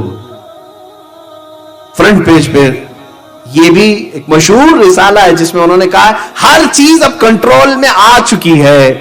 دعویٰ کر رہے ہیں وہ ہر چیز اب کنٹرول میں آ چکی ہے. تمہیں بھی اب آگے چل کر کے یہی سب چیزیں غلام بنایا جائے گا اور جیسے وہ کہیں اسی طرح سے تمہیں عمل کرنا ہوگا.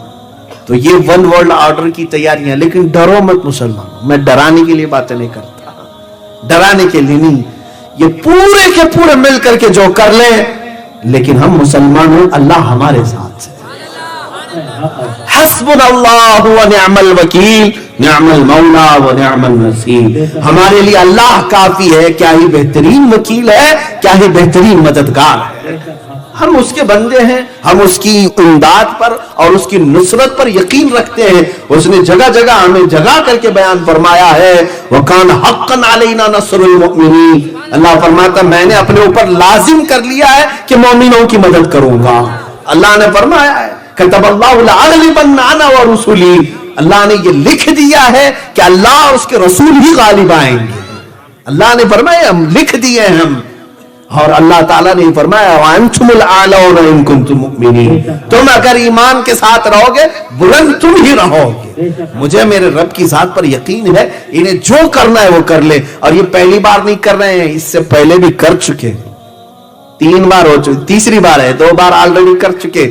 نمرود کا زمانہ تھا، ایک نمرود ہے، بہت سارے نمرود آئے، اس میں ایک نمرود ایسا تھا جس نے خدا کے ساتھ لڑائی کا ارادہ کر لیا تھا. اسے طاقت بہت زیادہ آ گئی، نشہ چڑھ گیا، تو اس نے سوچا ایک ہی چیز اب کنٹرول میں نہیں آ رہی ہے. وہ کیا ہے؟ سب انسان کنٹرول میں ہے. شیر سے لڑ لیتا تھا، جانوروں کو مار ڈالتا تھا، 100 لوگوں سے تنہا لڑتا تھا. نمرود جب اتنی طاقت کا غرور آ گیا تو اسے وزیروں نے یہ مشورہ دیا کہ اب ایک ہی چیز بچ گئی ہے، وہ کنٹرول میں نہیں آ رہی. وہ کیا ہے؟ موت. موت ہمارے کنٹرول میں نہیں آ رہی ہے. ہاں ہم جب چاہیں تب مرنا چاہیے، نہیں چاہیں تو نہیں مرنا چاہیے. یہ تو نہیں ہو پا رہا ہے. کہا یہ کیسے ہوگا؟ کہا یہ خدا دیتا ہے. اس کو ایک بار گرا دو، مار دو تو سارا کنٹرول میں آ جائے گا۔ اس بیوقوف نے کہا کہ ٹھیک ہے وہ رہتا کہاں ہے؟ اس کے وزیروں نے کہا آسمانوں پر رہتا ہے۔ اس نے بلڈنگ بنانا شروع کر دیا، بہت بڑی بلڈنگ بنایا، ہو سکتا ہے اس وقت کی ورلڈ ٹریڈ سینٹر کی طرح ہو، بڑی عمارت بنائے۔ یہ اسرائیلی کتابوں میں موجود بات بتا رہا ہوں، میرے اسلامی روایات کی بات نہیں کر رہا ہوں۔ اس نے بنایا اور پھر سارے لوگوں کو فوج کے طور پر تیار کیا۔ ون ورلڈ آرڈر وہاں پر بھی یہی تھا، سب کی لینگویج ایک، سکہ ایک، زبان سب کی ایک، سب پورے انسانوں کو جمع کر کے کہا طاقت بناؤ، طاقت بناؤ۔ کیوں؟ خدا سے لڑنا ہے، اللہ سے لڑنا ہے۔ ایک بار اس کو ہم گرا دیں تو موت و حیات ہمارے کنٹرول میں ہوگی۔ ایک بار جنگ کرنا ہے، سب مل کے جنگ کریں گے۔ اور سب کو اس نے وعدہ بھی کیا تھا جو جو جنگ میں ساتھ دیں گے، کسی کو 1000 سال جینے دے دوں گا، کسی کو 50,000 سال دے دوں گا۔ یہ بڑے بڑے، جیسے ہمارا پرائم منسٹر وعدے کرتا ہے 15 لاکھ کے، اس طرح کے ہو سکتا ہے نمرود نے بڑے بڑے وعدے کیے تھے اور سب بیچارے بیوقوف بن کر کے محنت کر رہے تھے، صبح سے شام تک بلڈنگ بنایا اور اوپر چڑھا۔ اور اسرائیلی روایات میں موجود ہے کہ اللہ رب العزت، یہ انجیل کے بعض نسخوں کے متعلق عیسائی خود بیان کرتے ہیں اس چیز کو، اللہ نے فرمایا اپنے ایک فرشتے کو، اس کے کروڑوں فرشتے ہیں، کروڑوں بلکہ لا تعداد فرشتے ہیں۔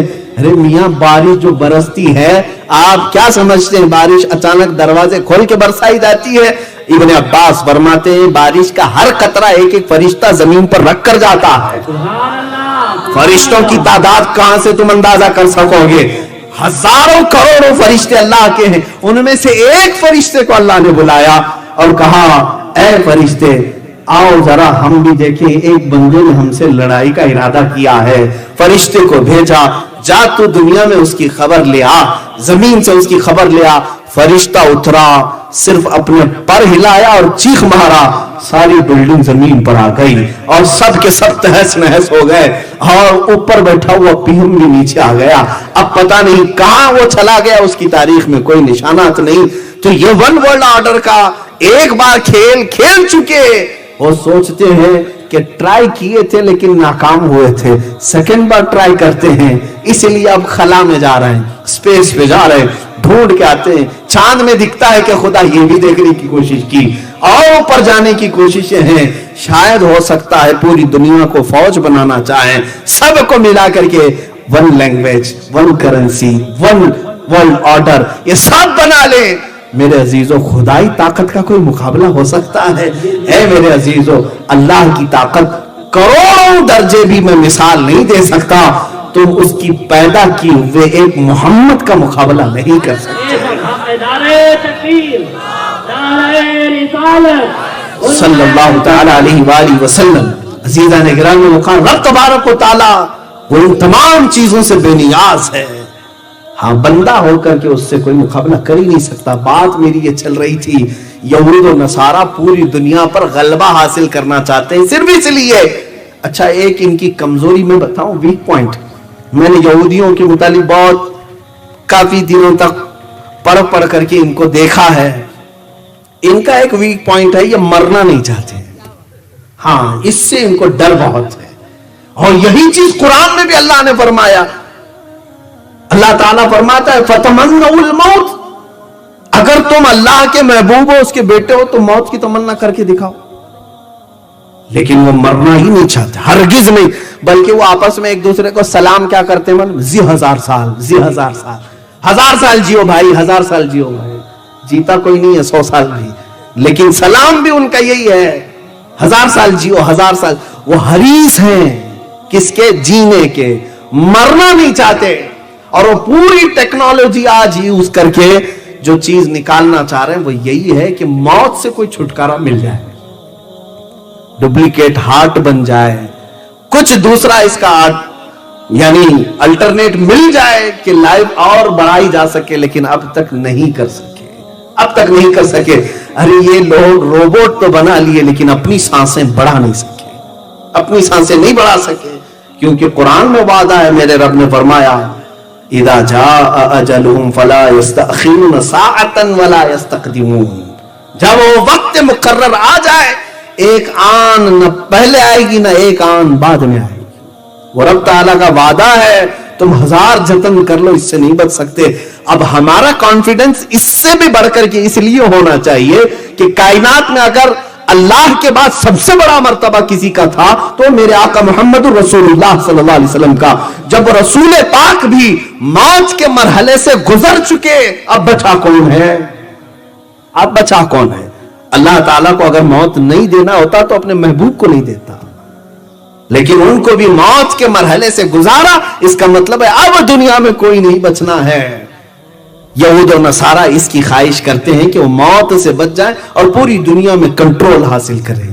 اب تمہیں ان کے درمیان رہ کر کیا کرنا چاہیے وہ میں بتاتا ہوں میرے عزیزو. اب یہ حالات جو ہے بڑھتے چلے جائیں گے. ہو سکتا ہے انہوں نے پوری دنیا کو غلبہ میں لینے کے لیے ہزار جتن کر لیے. ابھی جو حالات ہیں کرنٹ ایشوز, اس میں تو یہ ہے کہ حضور اکرم صلی اللہ تعالی علیہ وسلم کی وہ حدیث بھی صادق نظر آ رہی, عمران بیت المقدس خراب یثرب و خراب یثرب ظہور الملحمۃ. حضور صلی اللہ علیہ وسلم فرماتے ہیں بیت المقدس آباد کر دیا جائے گا, مدینے کو ویران کر دیا جائے گا.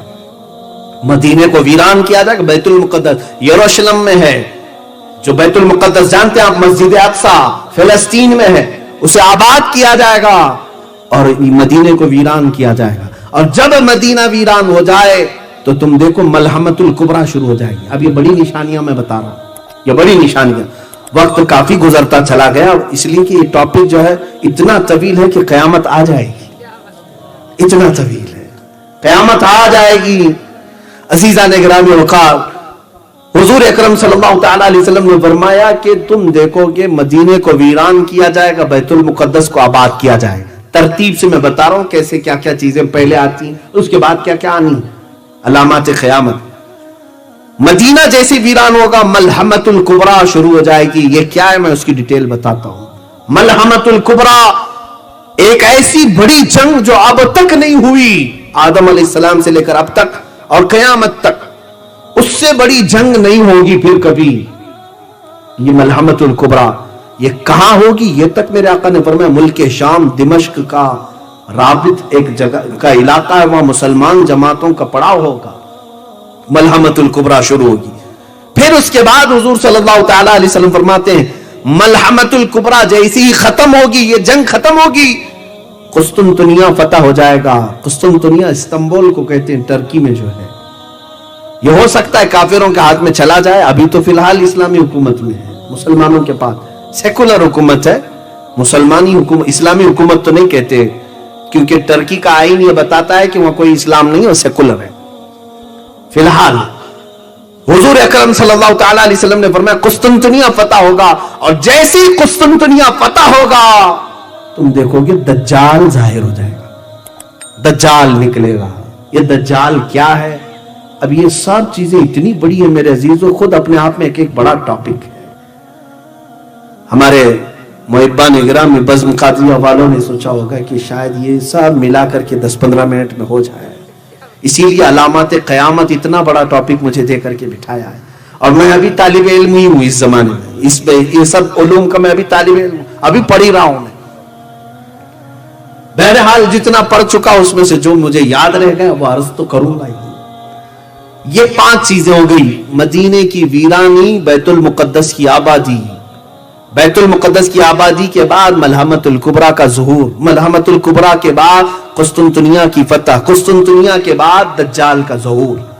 یہی وہ زمانہ ہوگا جب امام مہدی بھی آئیں گے اور حضرت عیسیٰ علیہ السلام کا نزول بھی. ایک ساتھ یہ نشانیاں ایسی آئیں گی کہ پے در پے وقت نہیں ملے گا کسی کو.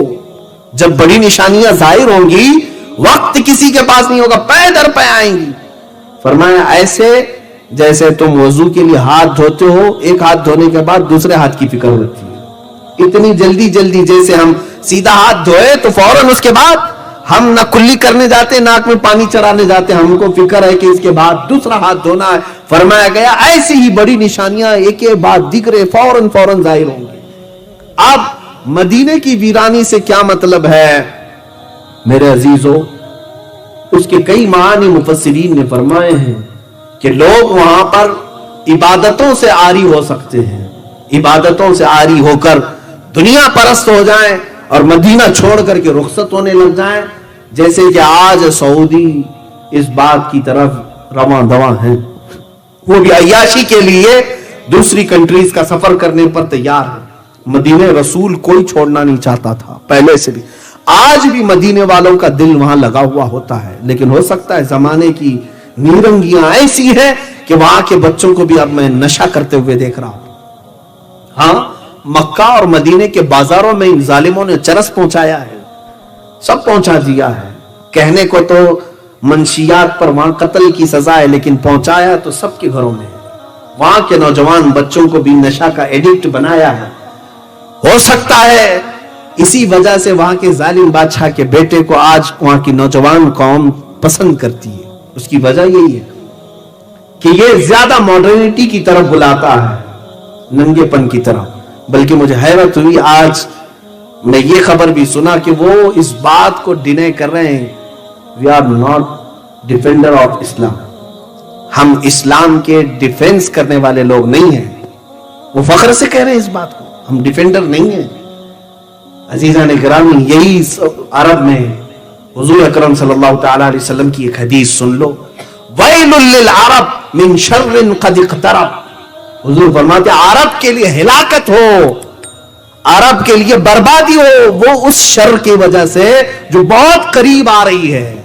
हुजूर फरमाती क़यामत उस वक्त तक नहीं आएगी जब तक तुम देखोगे अरब के कुछ कबीले इस्लाम से निकल करके बुतों की पूजा में न लग जाएं, शिर्क की तरफ जाएंगे। हुजूर की हदीस है और आज हो रहा है मेरे अजीजों। वहां पर बाज़ाब्ता बुतों की पूजा के लिए स्टॉल लगाए जा रहे हैं।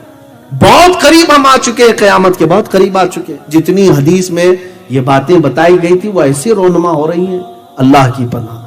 अब सऊदी अरब वो नहीं रह गया जो हिजाज था, जो अरब शरीफ था। अब तो वहां पर सारे गुनाहों की इजाजतें खुलेआम मिलने लग जाएंगी। वहां औरतें अब पर्दे की पाबंद नहीं होंगी, नमाजों की पाबंदियों पर वो सख्ती नहीं रह जाएगी।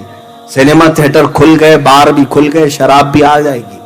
शराब की हिल्लत के बारे में अब फतवे भी दिए जाने लगेंगे। वो शराब हराम थी जो जमाने रसूल में थी, अब की नहीं है। पहले जो है अंगूरों से बनाई जाती थी, अब तो केमिकल से बनाई जाती है। हर जगह मुल्ला मिल जाते हैं, इस तरह के जरखरीब मौलवी मिल जाते हैं मेरे अजीजों, जो बिके हुए हैं। अरे ये हरम के इमामों को तक इन्होंने अपने अंडर में रखा हुआ है, वो हक बयान नहीं कर सकते।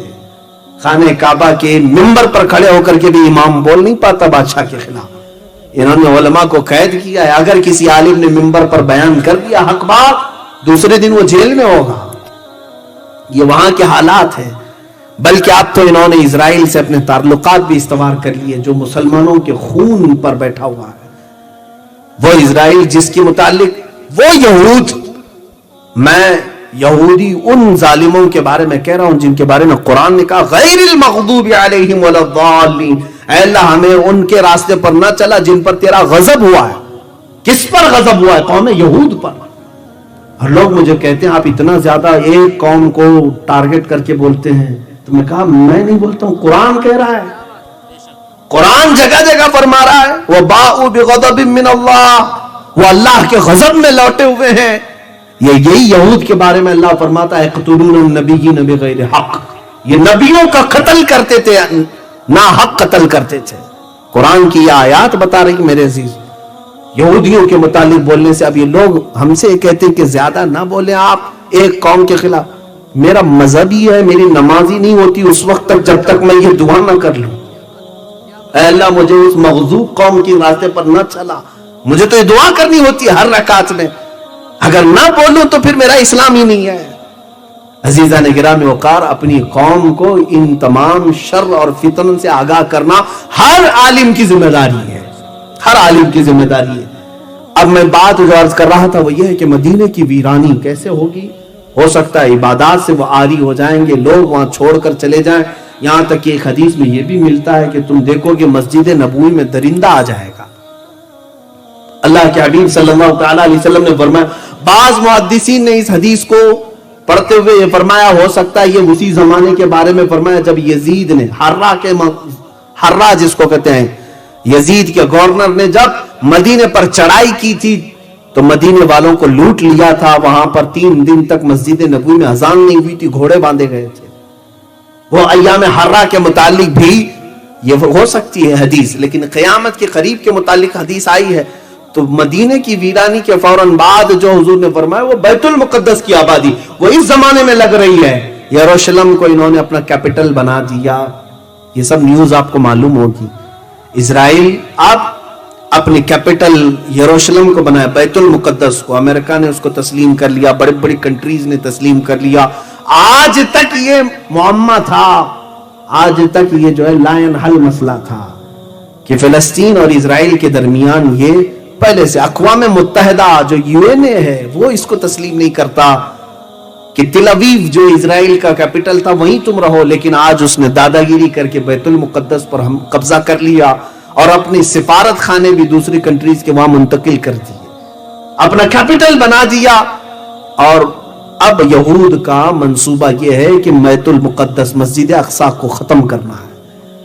وہاں پر انہوں نے جعلی ارتھ کویک بھی لائے، زلزلے لا کر کے کسی طرح مسجد گر جائے، اس کے بعد ان کو ہیکل سلیمانی بنانا ہے، تھرڈ ٹیمپل اس کو کہیں گے، یہ بنانا ہے. کیونکہ یہودیوں کے عقیدے میں یہ ہے کہ جب تھرڈ ٹیمپل بنائیں گے تب ان کا مسیحا آئے گا. وہ مسیحا کس کو کہتے ہیں؟ دجال کو کہتے ہیں. دجال کے انتظار میں ہیں یہودی، کیونکہ دجال کی فوج میں سب سے زیادہ جو لوگ ہوں گے وہ صرف یہودی ہوں گے. یہودی اس کے انتظار میں روزانہ نہ جانے کیا کیا بلی چڑھاتے ہیں، تسبیح پڑھتے ہیں، اس کے آنے کے انتظار میں دعائیں کرتے ہیں. دیکھیں مسیحا کا لفظ جو ہے 3 بڑے مذہبوں میں ملتا ہے، یہودیوں کے مذہب میں، عیسائیوں کے مذہب میں اور ہمارے مذہب میں بھی مسیحا کا لفظ، لیکن ڈیفرنٹ ہے. سوچنے کی فکر کرنے کی طریقے الگ الگ ہے. یہودی دجال کو مسیحا سمجھتے ہیں اور مسلمان اور عیسائی عیسیٰ علیہ السلام کو مسیحا سمجھتے ہیں. ہم بھی عیسیٰ علیہ السلام کے انتظار میں ہیں، عیسائی بھی انتظار میں ہیں. بعض عیسائی، بعض تو یہ کہتے ہیں کہ وہ مصلوب ہو گئے، قتل ہو گئے، ان کو پھانسی دے دی گئی، لیکن بعض ان میں بھی بہت ساری فرقے ہیں، آرتھوڈکس ہیں، کیتھولک ہیں، پروٹسٹنٹ ہیں، سب کے عقیدے اپنے اپنے الگ الگ بنے ہوئے ہیں. انجیلوں کی بھی قسمیں الگ الگ ہو گئی، بائبل کی کتنی. بہرحال ایک متفقہ عقیدہ یہ ہے کہ عیسیٰ علیہ السلام دوبارہ آئیں گے، اور مسلمانوں میں تو سب میں اتفاق ہے. حضور نے فرمایا قیامت اس وقت تک نہیں آئے گی جب تک عیسیٰ ابن مریم نازل نہ ہو جائے. حضور نے فرما بھی دیا ہے کہاں آئیں گے، کیسے آئیں گے.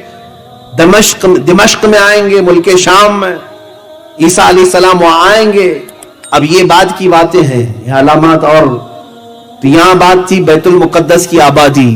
2 لاکھ بستیاں ابھی یہودیوں نے بنائی، جہاں پر بینڈ تھا 2 لاکھ لوگوں کو بسا دیا. یہ آباد کرتے جا رہے ہیں اور سارے 5 سٹار ہوٹل یروشلم کی طرف جا رہے ہیں. یہ بیت المقدس کی آبادی ہے. فرمایا گیا تھا جو حدیث میں کہ بیت المقدس آباد ہوگا، مدینے کو ویران کیا جائے گا. سوچو آپ، یہ تو میں صرف گیس کر کے آپ کو قریب کرنا چاہ رہا ہوں. اس کے بعد ان لوگوں نے ساری ملٹی نیشنل کمپنیاں جتنی بھی ورلڈ کی ہیں ان سب کا سینٹر انہیں اسرائیل میں بنانا ہے، یروشلم میں بنانا ہے. چند دنوں کے بعد آپ دیکھو گے یہ جو سپر پاور ہیں یہ بھی سب ٹوٹ کر بکھر جائیں گے اور ون ورلڈ آرڈر کے اعتبار سے سب اسرائیل کی طرف منتقل ہو جائیں گے. سب کو وہ اپنا کرتا دھرتا اسی کو ماننا شروع کر دیں گے. بہرحال یہ وہاں کے ایک عالم نے بھی خود بیان کیا ہے، یہودی عالم نے، وہ ربی ہے، اس نے خود بیان کیا ہے. ابھی ابھی کی بات ہے، لاک ڈاؤن کے ٹائم پہ اس نے خود ایک بیان دیا کہ ہمارے نیکسٹ پلان کیا کیا ہے. بہرحال اگر ہم بیان کریں تو کون سا قصور ہے. عزیزان گرامی وقار، یہ بیت المقدس کی آبادی، مدینے کی ویرانی کے بعد جو ملحمت الکبریٰ ہے وہ کیا ہے سنیں. ایک جنگ ہوگی، بہت بڑی جنگ، جس کا ذکر ان کی مقدس کتابوں میں بھی آیا ہے، جس کو ہرمجدون کہا گیا اردو میں، اور انگلش میں ارمیگڈون کہتے ہیں. ارمیگڈون تلاش کر لینا میرے بچوں، اس کو پڑھو، آپ تحقیق کرو قیامت آنے سے پہلے کیا کیا ہوگا. یہ سب میرے آقا مخبر صادق صلی اللہ علیہ وسلم نے بیان کیا. یہ جنگ اتنی خطرناک ہوگی.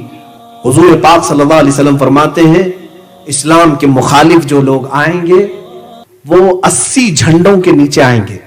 ہر جھنڈے کے نیچے 12,000 کی فوج ہوگی. تعداد بھی میرے آقا نے بیان کی. اس اعتبار سے دیکھا جائے کیلکولیشن کر کے 9,60,000 کی فوج تم سے لڑنے کے لیے آئے گی. اب یہ مسلمانوں کے لیے بڑا ہی سخت ترین دن ہوگا.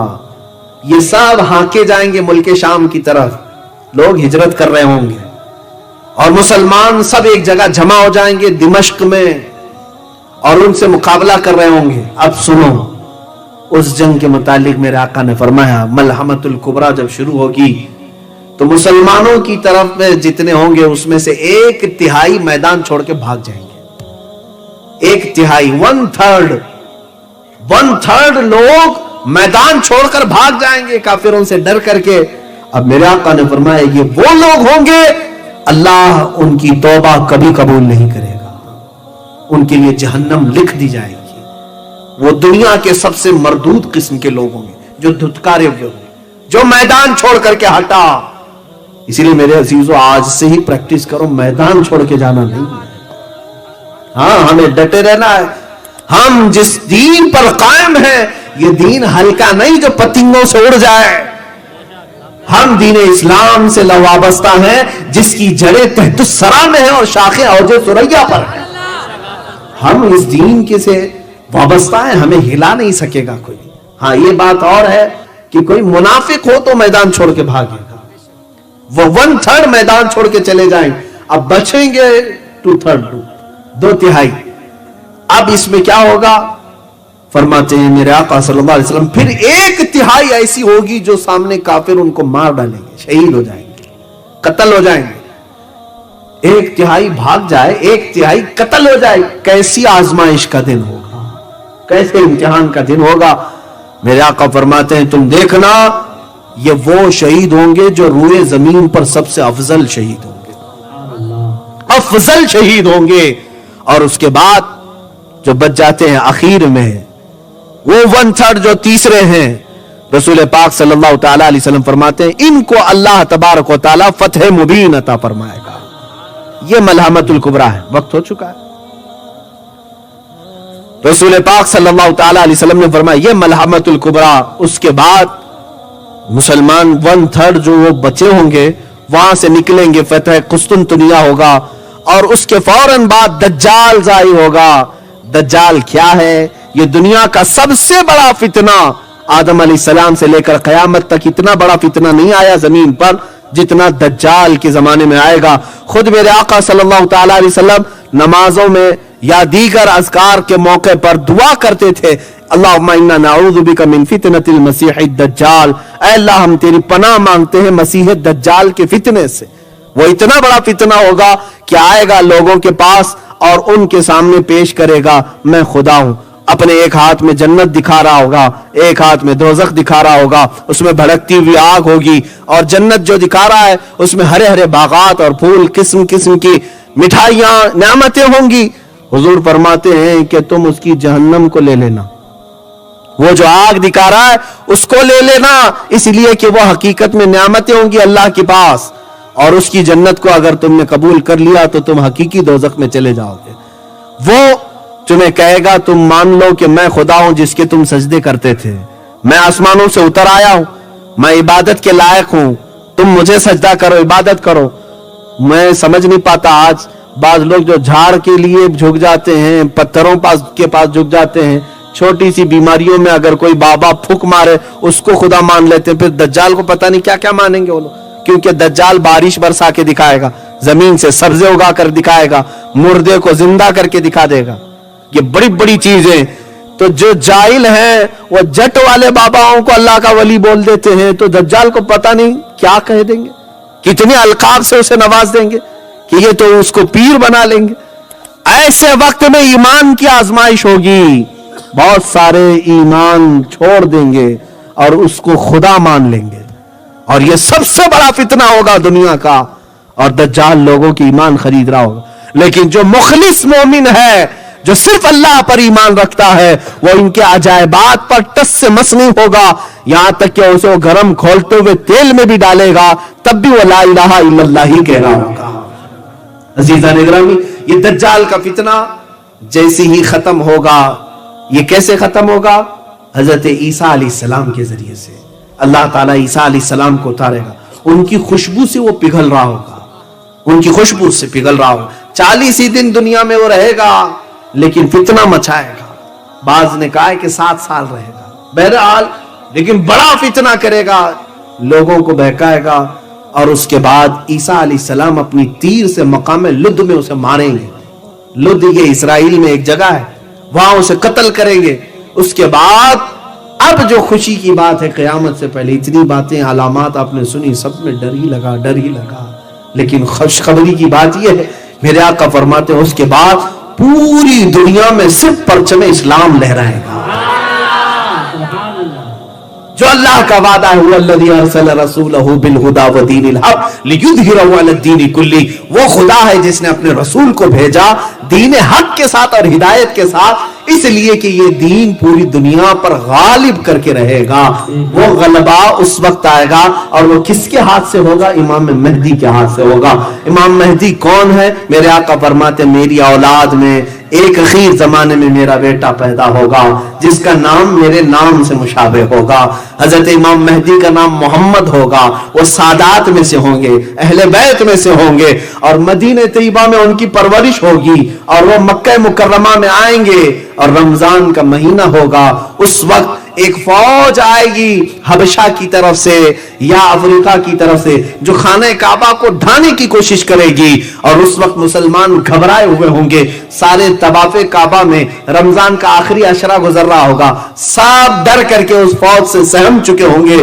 امام مہدی اٹھیں گے اور اپنے ہاتھ اٹھا کر دعا کریں گے, اللہ زمین کو پھاڑ دے گا, وہ پوری فوج دھس جائے گی.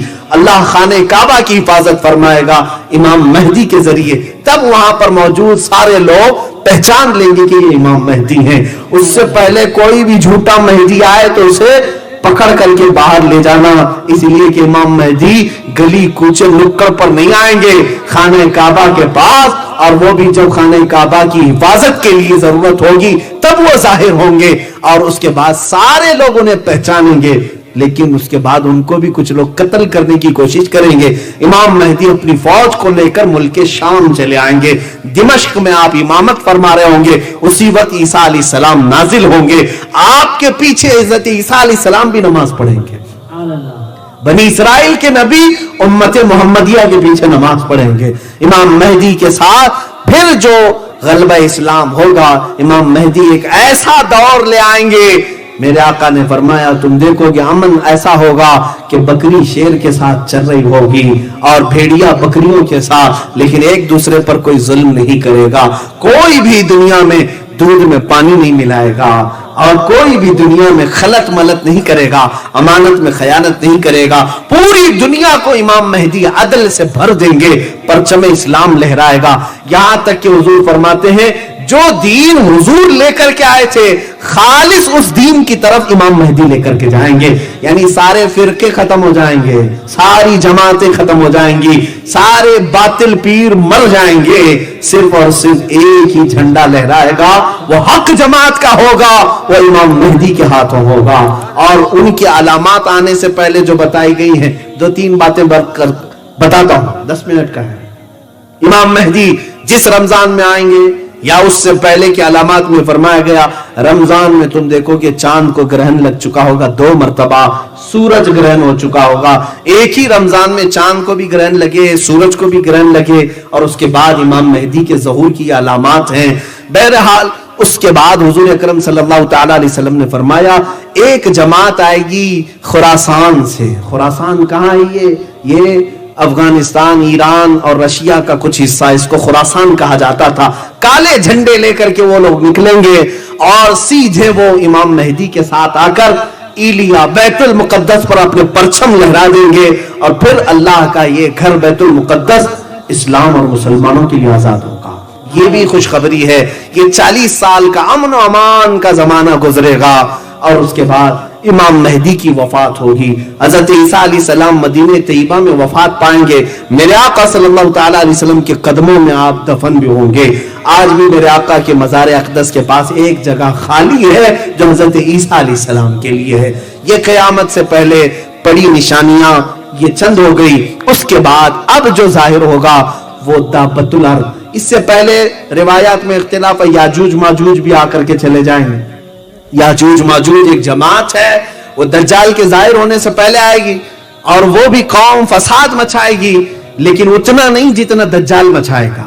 ہاں لیکن وہ مارے بھی کیسے جائیں گے؟ ایک کیڑا اللہ ان کی گردنوں پہ چھوڑ دے گا. شاید وہ کورونا ہی گردن میں ہی آتا ہے, تھروٹ انفیکشن سے ہی آتا ہے, اور حدیث میں ملتا ہے گردن میں ان کے کیڑا چھوڑ دے گا. اسی کیڑے کی وجہ سے پوری یاجوج ماجوج قوم مر جائے, ختم ہو جائے گی. یہ نشانی ختم ہو گئی. اب بچتی ہیں باتیں, دو بڑی نشانیاں. ایک دابۃ الارض, ایک جانور نکلے گا اور اس کے ہاتھ میں ایک لاٹھی اور اس کے ہاتھ میں ایک انگوٹھی. اب وہ جو مسلمان ہوگا اور جو کافر ہوگا وہ علامتیں لگاتا چلا جائے گا. اب اس کے بعد کوئی مسلمان کافر نہیں ہوگا, کوئی کافر مسلمان نہیں ہوگا. اسی اسنا میں اچانک ایک دن ایسا آئے گا جب سورج پچھم سے نکل آئے گا. سورج آج کہاں سے نکل آتا ہے؟ ایسٹ سے, مشرق سے, لیکن اس وقت سورج مغرب سے نکل آئے گا. لیکن ایسا نہیں ہے کہ پورا دن وہاں جا کے ڈوبے گا, آدھا دن رہے گا پھر واپس اپنی منزل پر ہی جا کر ڈوبے گا. یہ وہ دن ہے جس کے بارے میں حدیث میں ہے آخری دن ہے دنیا کا جس کے بعد توبہ کا دروازہ بند کر دیا جائے گا. اب کسی کی توبہ قبول نہیں کی جائے گی. کوئی ایمان لائے تو ایمان نفع نہیں دے گا, کوئی اپنی برائیوں سے توبہ کرے تو اسے توبہ نفع نہیں دے گی. ان کے بعد یہ سارے مسلمان ایک کے بعد دیگر انتقال کرتے چلے جائیں گے. قیامت جو آئے گی وہ مسلمانوں پہ نہیں آئے گی. یہ بھی ایک اچھی بات ہے ہمارے لیے. اللہ ایمان کے ساتھ زندہ رکھے. مسلمانوں پر, ایمان والوں پر قیامت نہیں آئے گی. ایمان والے دنیا سے رخصت ہو چکے ہوں گے, سب جا چکے ہوں گے. اب جو دنیا میں پھر سے کفر و شرک بڑھے گا, پھر برائیاں ہوں گی, تب پھر لوگ ایک دن ایسا ہوگا اپنے اپنے کاموں میں سب مصروف ہوں گے. اور حدیث میں ملتا ہے کوئی درزی کپڑے کاٹ رہا ہے, کوئی دودھ دونے والا گائے کا دودھ نچوڑ رہا ہے, دودھ دو رہا ہے, اور کوئی جو ہے اپنی کھیتی باڑی میں کام کر رہا ہے, کوئی ماں اپنے بچے کو دودھ پلا رہی. اچانک سور کے پھونکنے کی آواز آئے گی. یہ حضرت اسرافیل علیہ السلام کے ہاتھ میں ایک سین کے شکل کی باجے کی طرح ہلکی ہلکی ہلکی ہلکی آواز آئے گی. اس کے بعد یہ آواز بڑھتی چلی جائے گی, اتنی بڑھ جائے گی, اتنی بڑھ جائے گی کہ اچانک جو لوگ جس کام میں ہیں سب چھوڑ کر بیٹھ جائیں گے. کینچی ہاتھ سے نکل جائے, پھاوڑا اس کے ہاتھ سے چھوٹ جائے, ماں اپنے بچے کو اچھال کر پھینک دے گی. یہ اچانک جو دن آئے گا, پھر اللہ فرماتا القاریۃ ما القاریہ, دل دہلا دینے والی, تو کیا جانے دل دہلانے والی. یہ سارے لوگ اس آواز کے سنتے ہی غش کھا کر گر پڑیں گے, سب مر جائیں گے. اب اس کے بعد چاند کو پھاڑ دیا جائے گا, سورج کو ٹکرا دیا جائے گا, ستارے آپس میں ایک دوسرے سے ٹکرا جائیں گے, زمین آسمان کا نظام ختم کر دیا جائے, زمین نکال دی جائے گی, قبروں میں جتنے سوئے تھے سب کو اٹھایا جائے گا. اب یہ بعد کی بات ہے, اس سے پہلے یہ سب فنا ہو جائیں گی. کل من علیہا فان ویبقى وجہ ربک ذو الجلال والاکرام. یہاں تک کہ سور پھونکنے والا فرشتہ بھی انتقال کر جائے گا. سارے فرشتے, سارے ملائے اعلیٰ, سارے انبیاء, سارے رسل, سارے انسان سب فنا ہو جائیں گے. سورہ رحمان میں میرا مولا فرماتا ہے باقی رہنے والی ذات صرف اللہ کی ہے, صرف رب ذات باقی رہے گی. اس کے بعد پھر اللہ تعالیٰ دوبارہ اسرافیل علیہ السلام کو اٹھائے گا اور پھر انہیں کہا, حکم ہوگا کہ تم سور پھونکو. اب دوبارہ وہ جب سور پھونکیں گے تب پھر جو ہے سارے انسان اپنی اپنی قبروں سے اٹھیں گے. وہ کیسے اٹھیں گے؟ اس میں میرے آقا نے فرمایا پوری روئے زمین پر سب سے پہلے اٹھنے والا میں اپنی قبر سے ہوں گا, اور میں اس حال میں اٹھوں گا کہ میرا ایک ہاتھ ابو بکر کے کندھے پر ہوگا, دوسرا ہاتھ عمر فاروق کے کندھے پر ہوگا, اور حضور اکرم صلی اللہ تعالی علیہ وسلم میدان محشر میں تشریف لائیں گے. یہاں تک کا تو میرا ٹاپک تھا علامات قیامت. اب اس کے بعد جو ہوگا وہ قیامت کے دن کا معاملہ ہے, وہ خود ایک الگ ٹاپک ہے. وہاں کیا کیا ہونا ہے, حساب کس کا کیسا ہونا ہے, کس سے کیا کیا پوچھ ہوگی, پھر کسی اور وقت پہ ہم عرض کریں گے. لیکن اتنی بات ضرور ہے اے سنی مسلمانوں, یہ سارا قیامت کا منظر جو قائم ہوگا وہاں ہمارے لیے ایک امید کی بات ہوگی کہ اگر وہاں بولی کسی کی بولی جا رہی ہوگی تو صرف میرے آقا کی ہوگی. रसूल पाक की बोली बोली जा रही होगी, क्योंकि मुख्तसरन ये बात बता दो, हिसाब किताब का दिन है, अंबिया भी डरे हैं, रसूल भी डरे हैं। कम मिन मलकिन फिस समावाति ला तुगनी शफाअतुहुम, कुरान कहता बड़े बड़े फरिश्ते ऐसे हैं वो शफाअत करने से डर रहे होंगे।